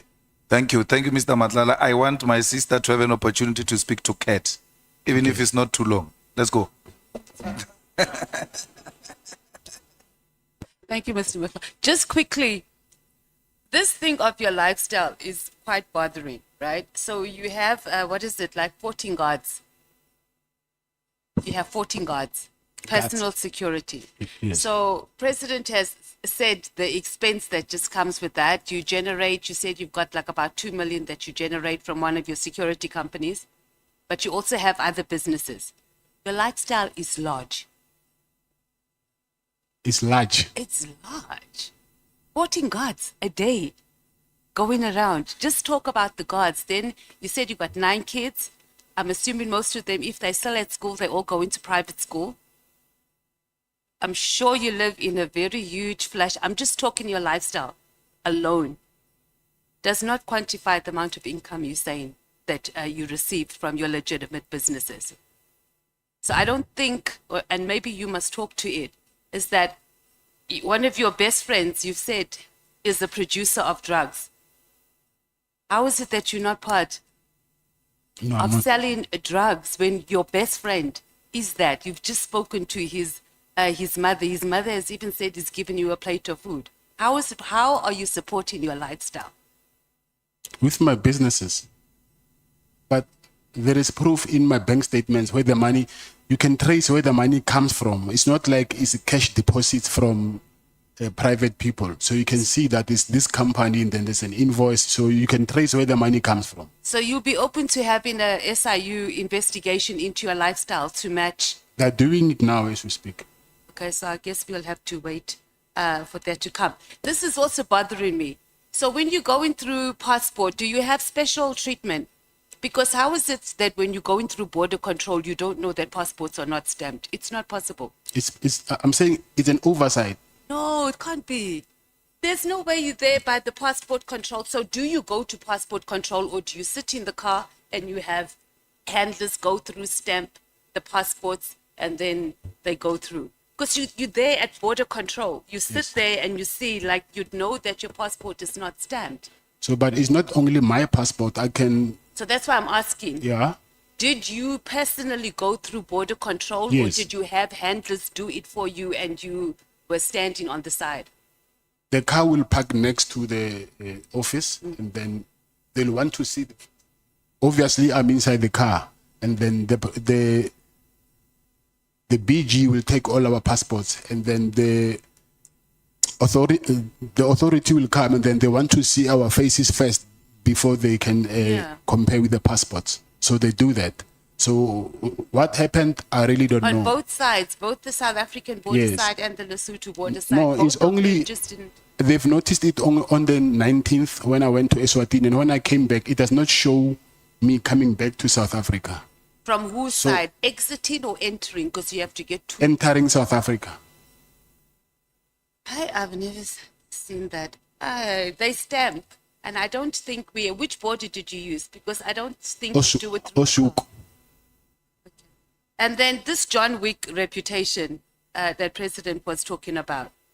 You've just explained on how you have that John Wick reputation. Because when we were talking about the issue about at one of the kidnappings, you said you took chances and you called whoever this person was, I missed the name, and you said, Mr. you Matlala, don't want me to you come stop, for you. And the you person stop was talking. released. Stop That's speaking. confirmation of John Wick. Thank you, Chair. Honorable members, we are coming back at 20 minutes past 5. If we can listen here. The next 5 speakers will last for 2 hours, 30 minutes. 2 hours, 45 minutes. So 20 past 5 when we come back is Honorable Bangazita.